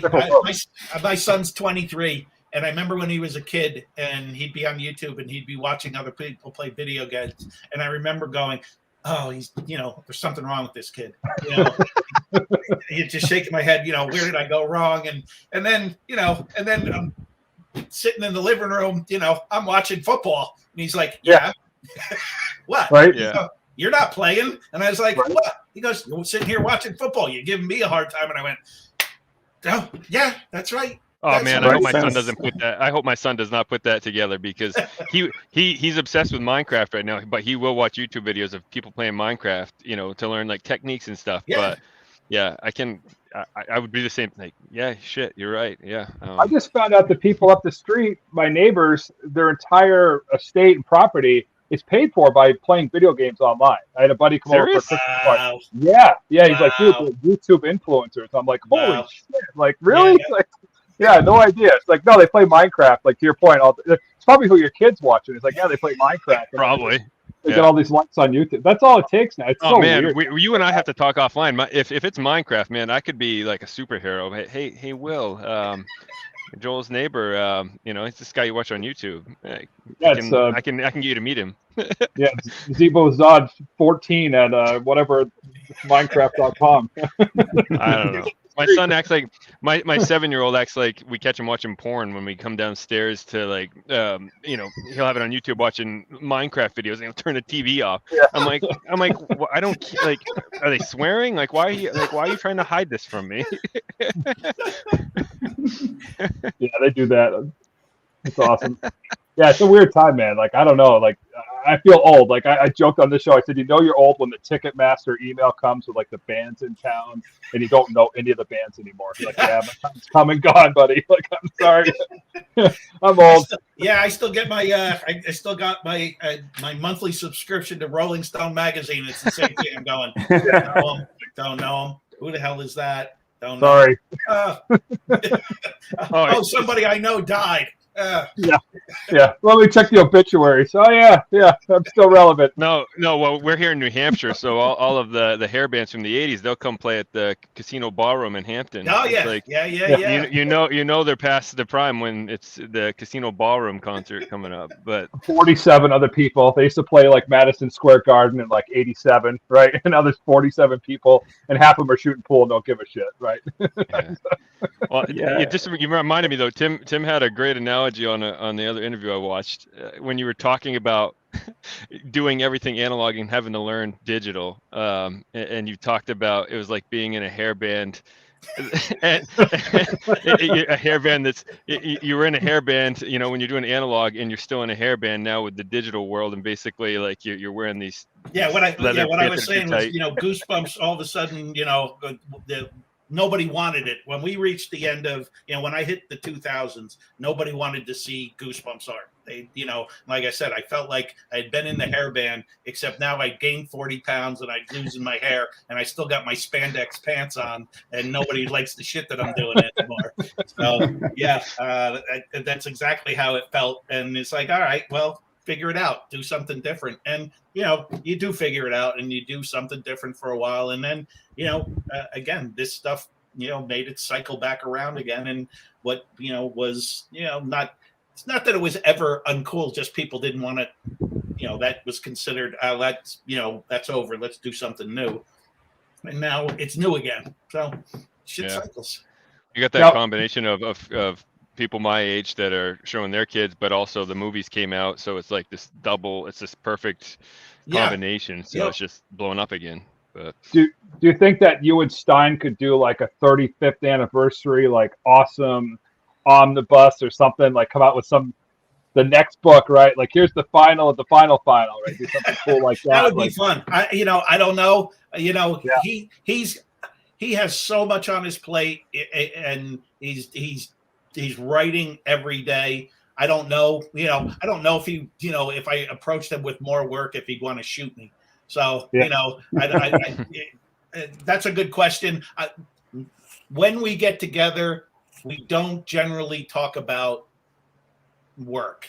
Like sure, we're just there to hang out. And when we do our, when we do speak together or we're presenting, it's a lot of jokes, and it's very lighthearted. So no, we don't generally talk about, and I should, again, these are all valid, cool ideas, and he may be just as interested, as I would be in doing something. It might be a resurgence, man. This might be the time. I could see a Netflix series. That's where mine goes. Like I'm just like, I'm just like, this is the time, because like we've been pounding the table about on this show. Like we want to relive our youth with our kids, right? So this is it. Like this is the time. Like let's go for round 2. Let's do it again. Like have some fun. Yeah. This is it.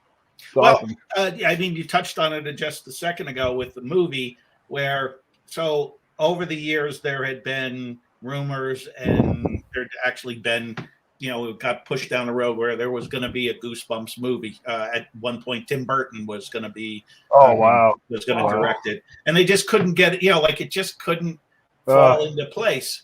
So when it was all these years later, and you start to hear that there's going to be another Goosebumps movie, I just laughed it off. There's no way. Like we couldn't even make it happen in its day. Why now? Why would it get traction now? And as it, all of a sudden it slugged forward, and it's like, we're shooting, and now when they're going to special effects, it's like, oh my God, this is really happening. And then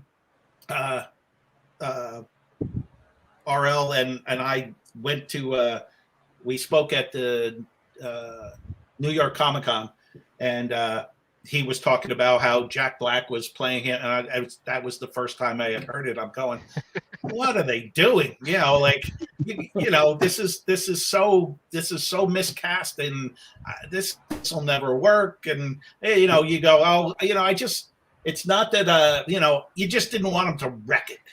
That's all just don't do something where we're all embarrassed. And when the movie finally did come out, I was blown away. It's like, this is cool. It's its own thing, but you touched on enough of this. There's enough of the pieces are still in place, and Jack Black did a great job.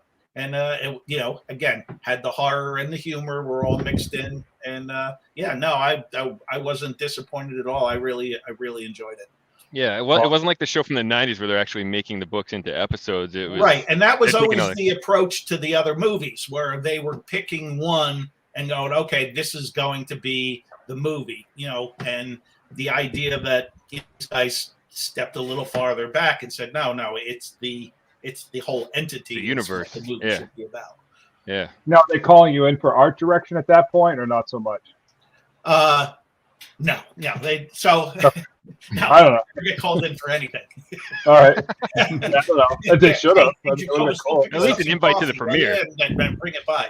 That's unfair. So what did happen was, so, again, I hear all this stuff is going on, and, the immediate thought is, Jesus, I hope, it'd be nice to do the movie poster, Right? Hell yeah. Why not? That'd be fun. What do you say? And, At least. And nobody reaches out, and you go, all right, and then I hear that, the principal shooting is over. It's like, oh, okay. Oh, now they're doing special effects. Well, maybe, I don't know, maybe they'll call me in for something. And now it's, I hear everything's done and they're in the final edit. It's like, all right, well, I missed the ride. Did you get to be an extra? Not even? Well, I missed the ride. Didn't get to be an extra or anything in the background? So I'm going, okay, that's cool. So now the movie's supposed to come out it's scheduled to come out in October, and it's now late August. It's the holiday weekend at the end of the summer. And I get a call, and it's like, we'd like to talk to you about, some art. Okay. We can't, we got to send over, NDAs. You got to sign them all before we can tell you anything. It's like, I'm going, what the, like, it's not dawning on me. I'm going, this can't be, that's done. That's done. They don't need me anymore. And I'm trying, I'm racking my brain going, who the hell needs me to, anyway. So they call me up and they're like, look, we're putting together the end of the movie. And the way the end of the movie runs is Jack Black, R.L. Stine, walks up to the glass case in the school. He sees the invisible boy typing. He turns to the camera, he screams, he moves onto a Goosebumps cover, and the movie ends and we roll the credits. And they go, we've been trying to recreate Black on the Goosebumps cover, and we don't like the way it's coming out, and it looks like shit. And finally somebody said, why don't we call Tim? He's the guy who actually painted the cover. Weird. Yeah, and they all said, it was one of those, we should have done that right from the beginning. So they gave me the material, and I had to work that weekend. And if you watch the movie, when it gets to the very last scene, it morphs. So my artwork is in the movie at the end for 2 seconds. So I did make it in, sliding into home, stealing home just at the last minute. And we got in there. So, oh man, that's awesome though. I'm gonna watch it again.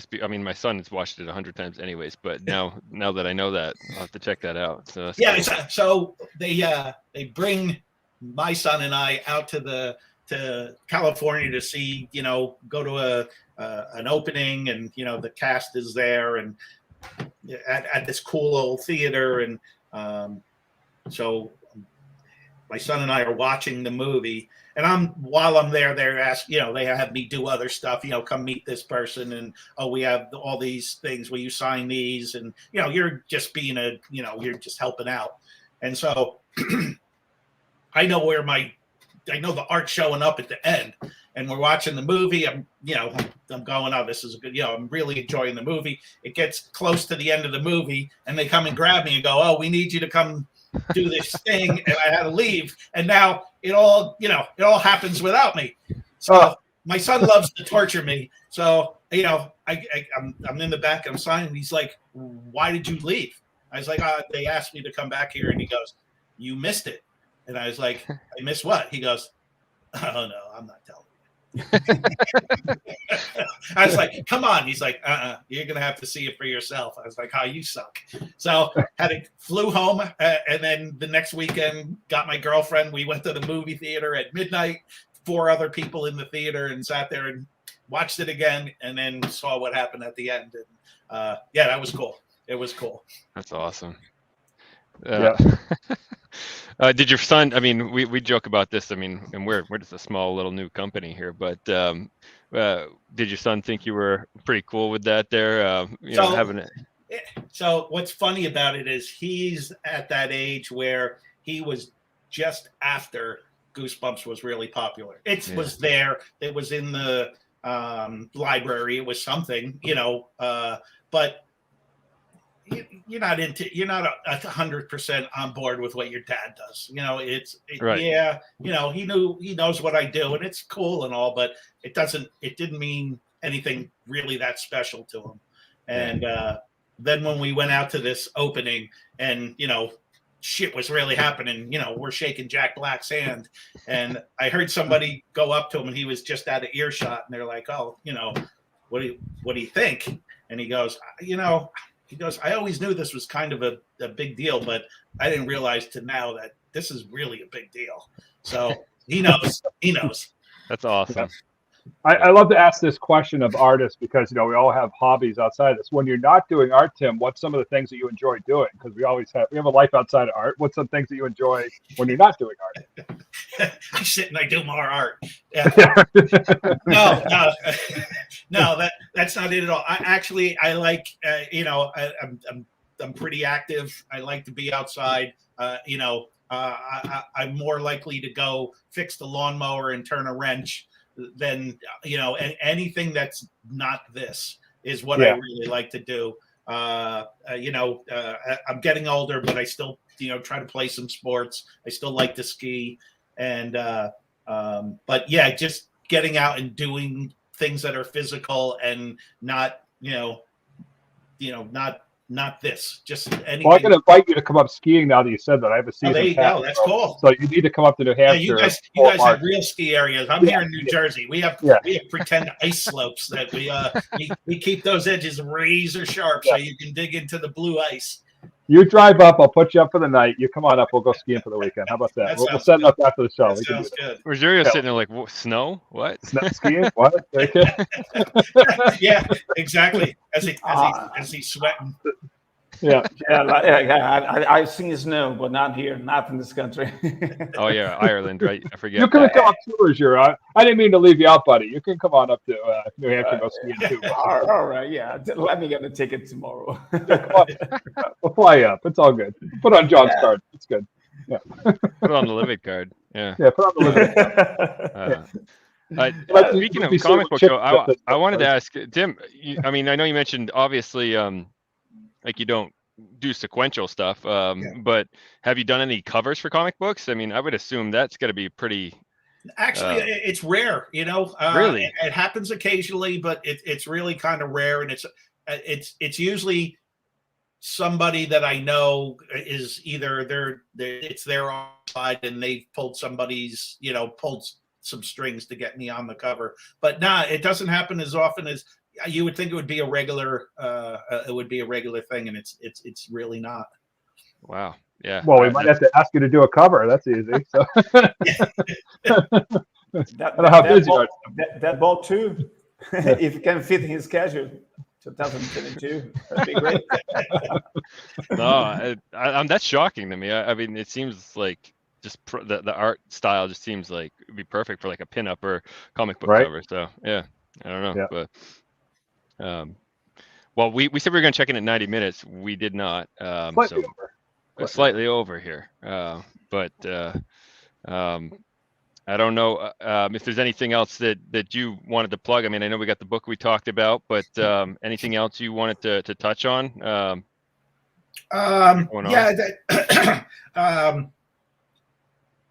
when the pandemic first started, we started to offer the Goosebumps Prints through my website, and what we're doing is we're taking about 40% of the gross sales, and we're purchasing food and taking it to the local food bank.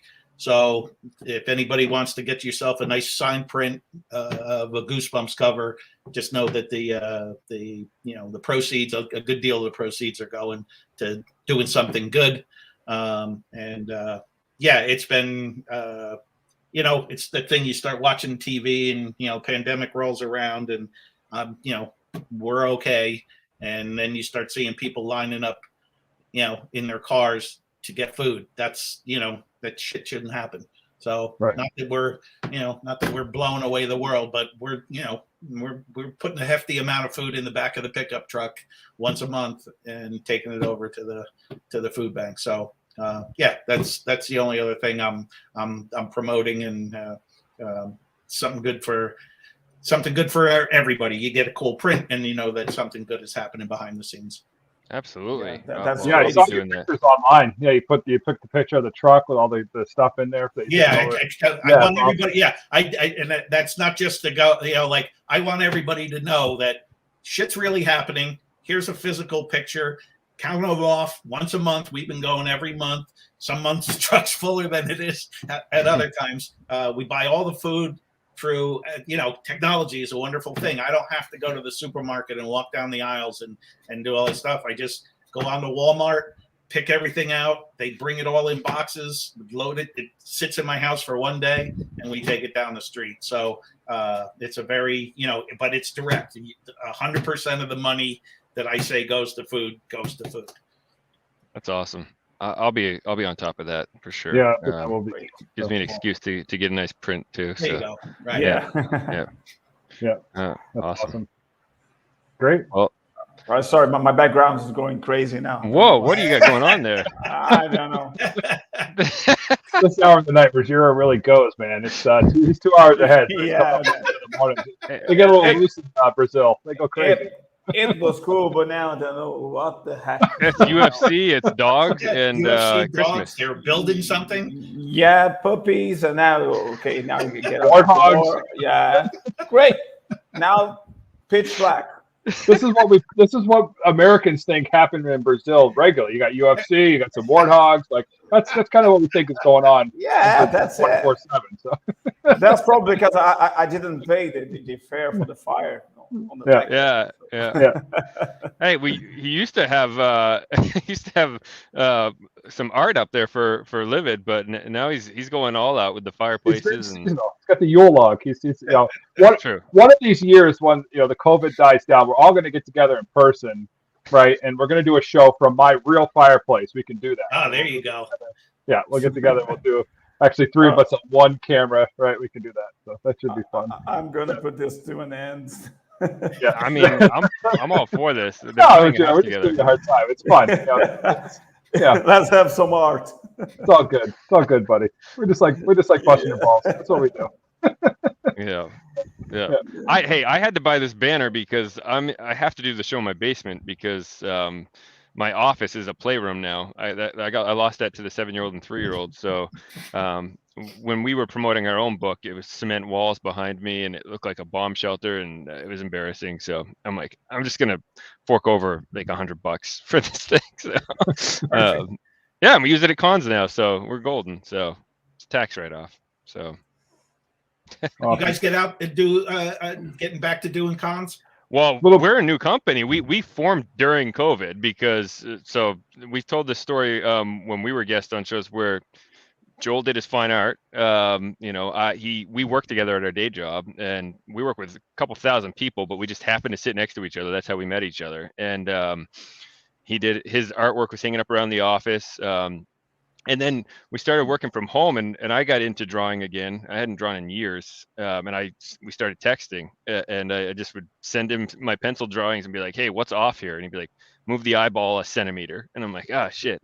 But so then we just were chatting, and then he randomly was like, "Hey," he knew I wanted to write because we used to talk about that all the time. He's like, "You got any cool ideas for a comic book?" And then all of a sudden, this was like a year ago. It was like November, I think, when we started talking about this last year, and I was like, yeah, actually, I'm trying to write a book, so this would be a cool comic series. And next thing we know, we're working on a comic, and then we're on the freaking local news station being interviewed about it. And 2 pages in, like I sounded like an idiot. Joel can talk well. I'm like, I don't know what to say right now. We're not even an LLC yet. Like we were just like forming Livid at that point. So, but here we are a year later, and we got a show that started accidentally. We got Ruggiero as a co-host now, and he's doing art for us, and it's all because of the pandemic.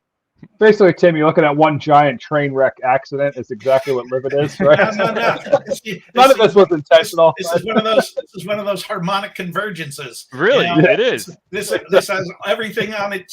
It should not work, and here it is. It keeps on rolling, and it's keeping getting momentum, and you all keep looking at each other, going, "Okay, let's keep riding." Yeah, take it. Yeah, I mean, we did a Facebook Live to promote our own comic book, and we got a couple hundred views, and we're like, shit, let's do it again the next week.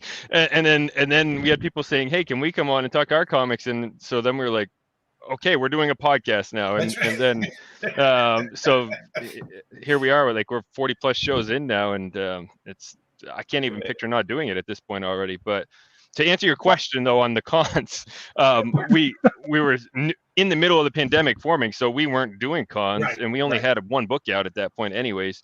But we did our first con back in August, and or September, I don't even remember. I think it was August. We want to start doing a bunch next year, but we'll see. That's the goal. It seems like it's this year was hard to book. They kept scheduling and rescheduling, and shit was overlapping, and you didn't know, and things were still starting, and then they would cancel them, and but next year's looking, so as of right now, it's looking pretty solid, but anything can happen,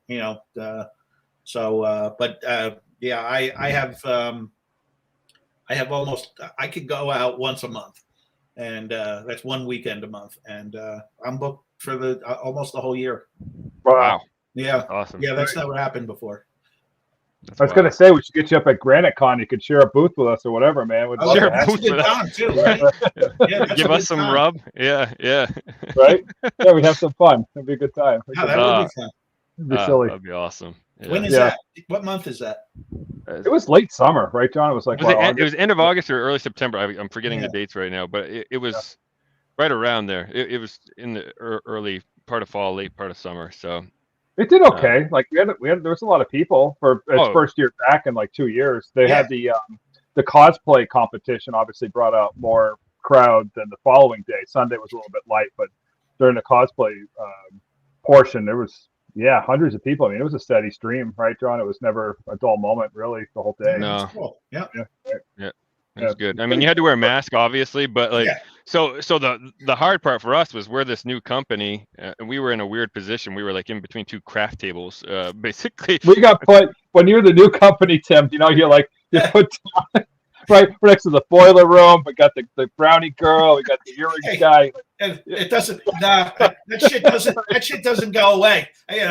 I'm 380 million books in, and I still get put out right across from the bathroom. And, you could be anywhere. Randomized. Sometimes you're going, holy shit, look who I'm next to. That's pretty cool. Yeah. Other times you're going, really? What the hell did I do wrong? You'll love this. So the person next to us, their whole angle was that there were these two gals and that they sucked at doing art. And that was their shtick, was that they sucked at doing art. Dude, they sold the hell out of their shit. Man, that's like stupid. That's brilliant. You and I, we got to college, we got the degree, we went through all this stuff and training, right? These girls are just like, pound over it. Yeah. And they're going, fuck it. Yeah, our shit. They had a line up the door. I'm not even bullshit. They had a line up the door. Their line was wrapped around the corner. And I'm like, constantly, all day, selling like Pikachu, crappy drawing, like whatever. That's the greatest thing. It was actually called Nerds Try to Do Art or something like that. It was the name of the and he's not kidding. And the line is wrapped around the corner, and in my mind I'm sitting there thinking, can one of these people be sick of the line and just come over to our table? Just glance over here, there's some cool shit over here. They sold the hell out of it though. They did well. I love it. Like I said, we were talking earlier, it's like they found an angle. It's a brilliant angle. And, you sit there and look at it and you go, I could have done that. Yeah, but you didn't. They did. And that's Exactly. Good for them.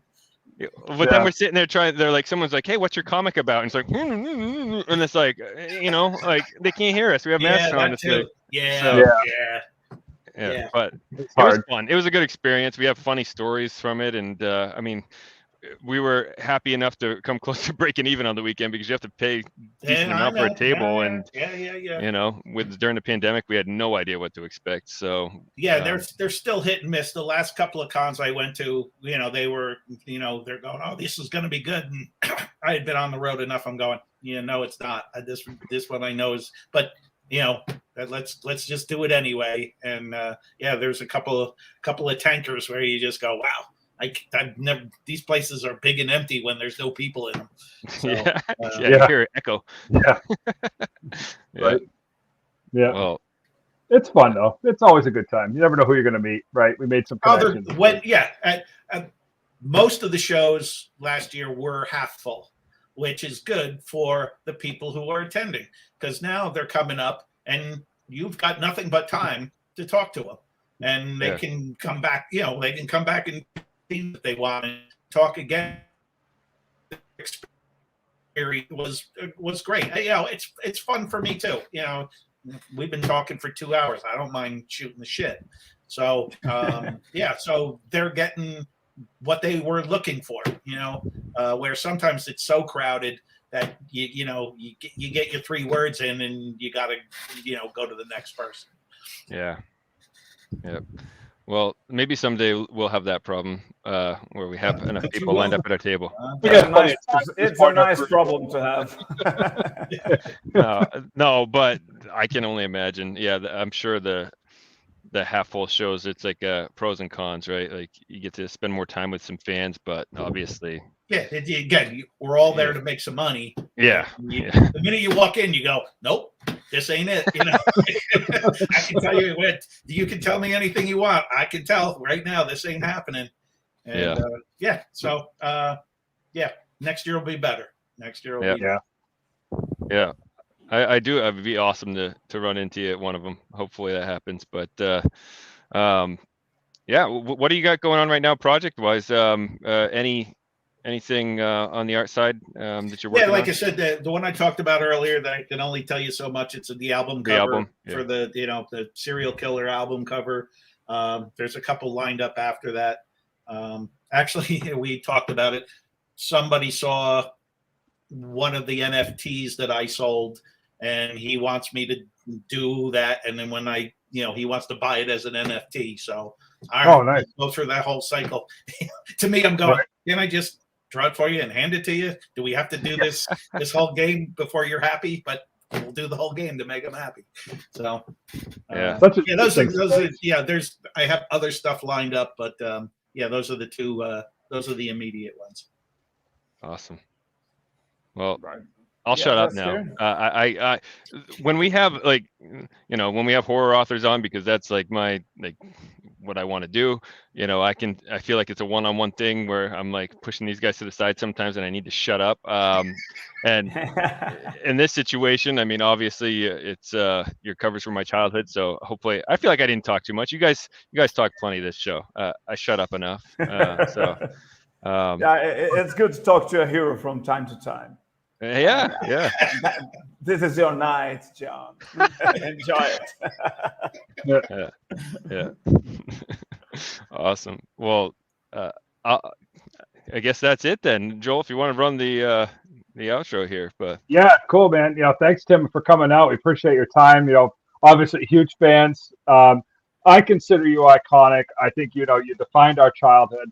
I think you're going to help define our children's childhood. So thank you so much for doing everything you've done. I think you're very humble, and I think that you need to take more credit for being. Oh, thank you.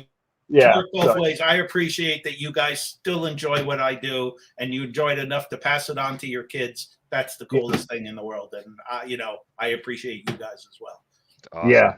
Awesome. Well, again, appreciate it. If we can do anything to help you, if you're promoting anything, got some new projects, want to share some art, you're welcome anytime. We appreciate your time here. It's been a blast. And reach out anytime, guys. Yeah, we tend to adopt people that come on the show, so we'll be following you. We'll pick up some prints and help your cause, and hopefully our fans embrace that too. So awesome. And thank you very much for your time. And John's got a last word. John, what do you got? Yes. Before I'm sorry, I didn't mean to cut you off. So I mentioned on Twitter and Facebook today we're going to do a couple holiday giveaways. So for tonight, I mentioned we would pick a random person. Not right now. I'm not going to pick this, but we're going to run a contest. So from all the people that commented on the show, we're going to run a random drawing to see who wins. And Josh Marcella, who he's one of the guys commenting here, he can't win his own book, but one of the things we're going to do is give away a signed copy of his newest book, which is Hunger for Death. I'll go full screen here, John. Here we go. Yeah, let's show the cover off there without the stinking reflection. But yeah, so yeah, we're going to give away a signed copy of his book. And we're going to do a couple more of those things here in the next couple of weeks leading up to Christmas. So just be on the lookout there. We'll post on social media. We'll do one of those cool little digital wheels to pick a winner there. So awesome. Throw that out. All right. Well, we're going to be back Friday night. We have Preston Denton, who's a UFO investigator. So that'll be pretty cool. So hope you guys tune in for that. So again, Tim, thank you so much for your time tonight, man. It's been a blast. This has been awesome. So thank you for taking us through some of our childhood, like I said, and bringing it all around. I'm glad you're still doing it, brother. And whatever we can do to help you out, we're here for you. Very cool. Appreciate you guys. This was fun. Yeah. Have a great night, everybody. We'll catch you guys Friday night. I hope you have a good week, and we'll catch you at that time. Take it easy.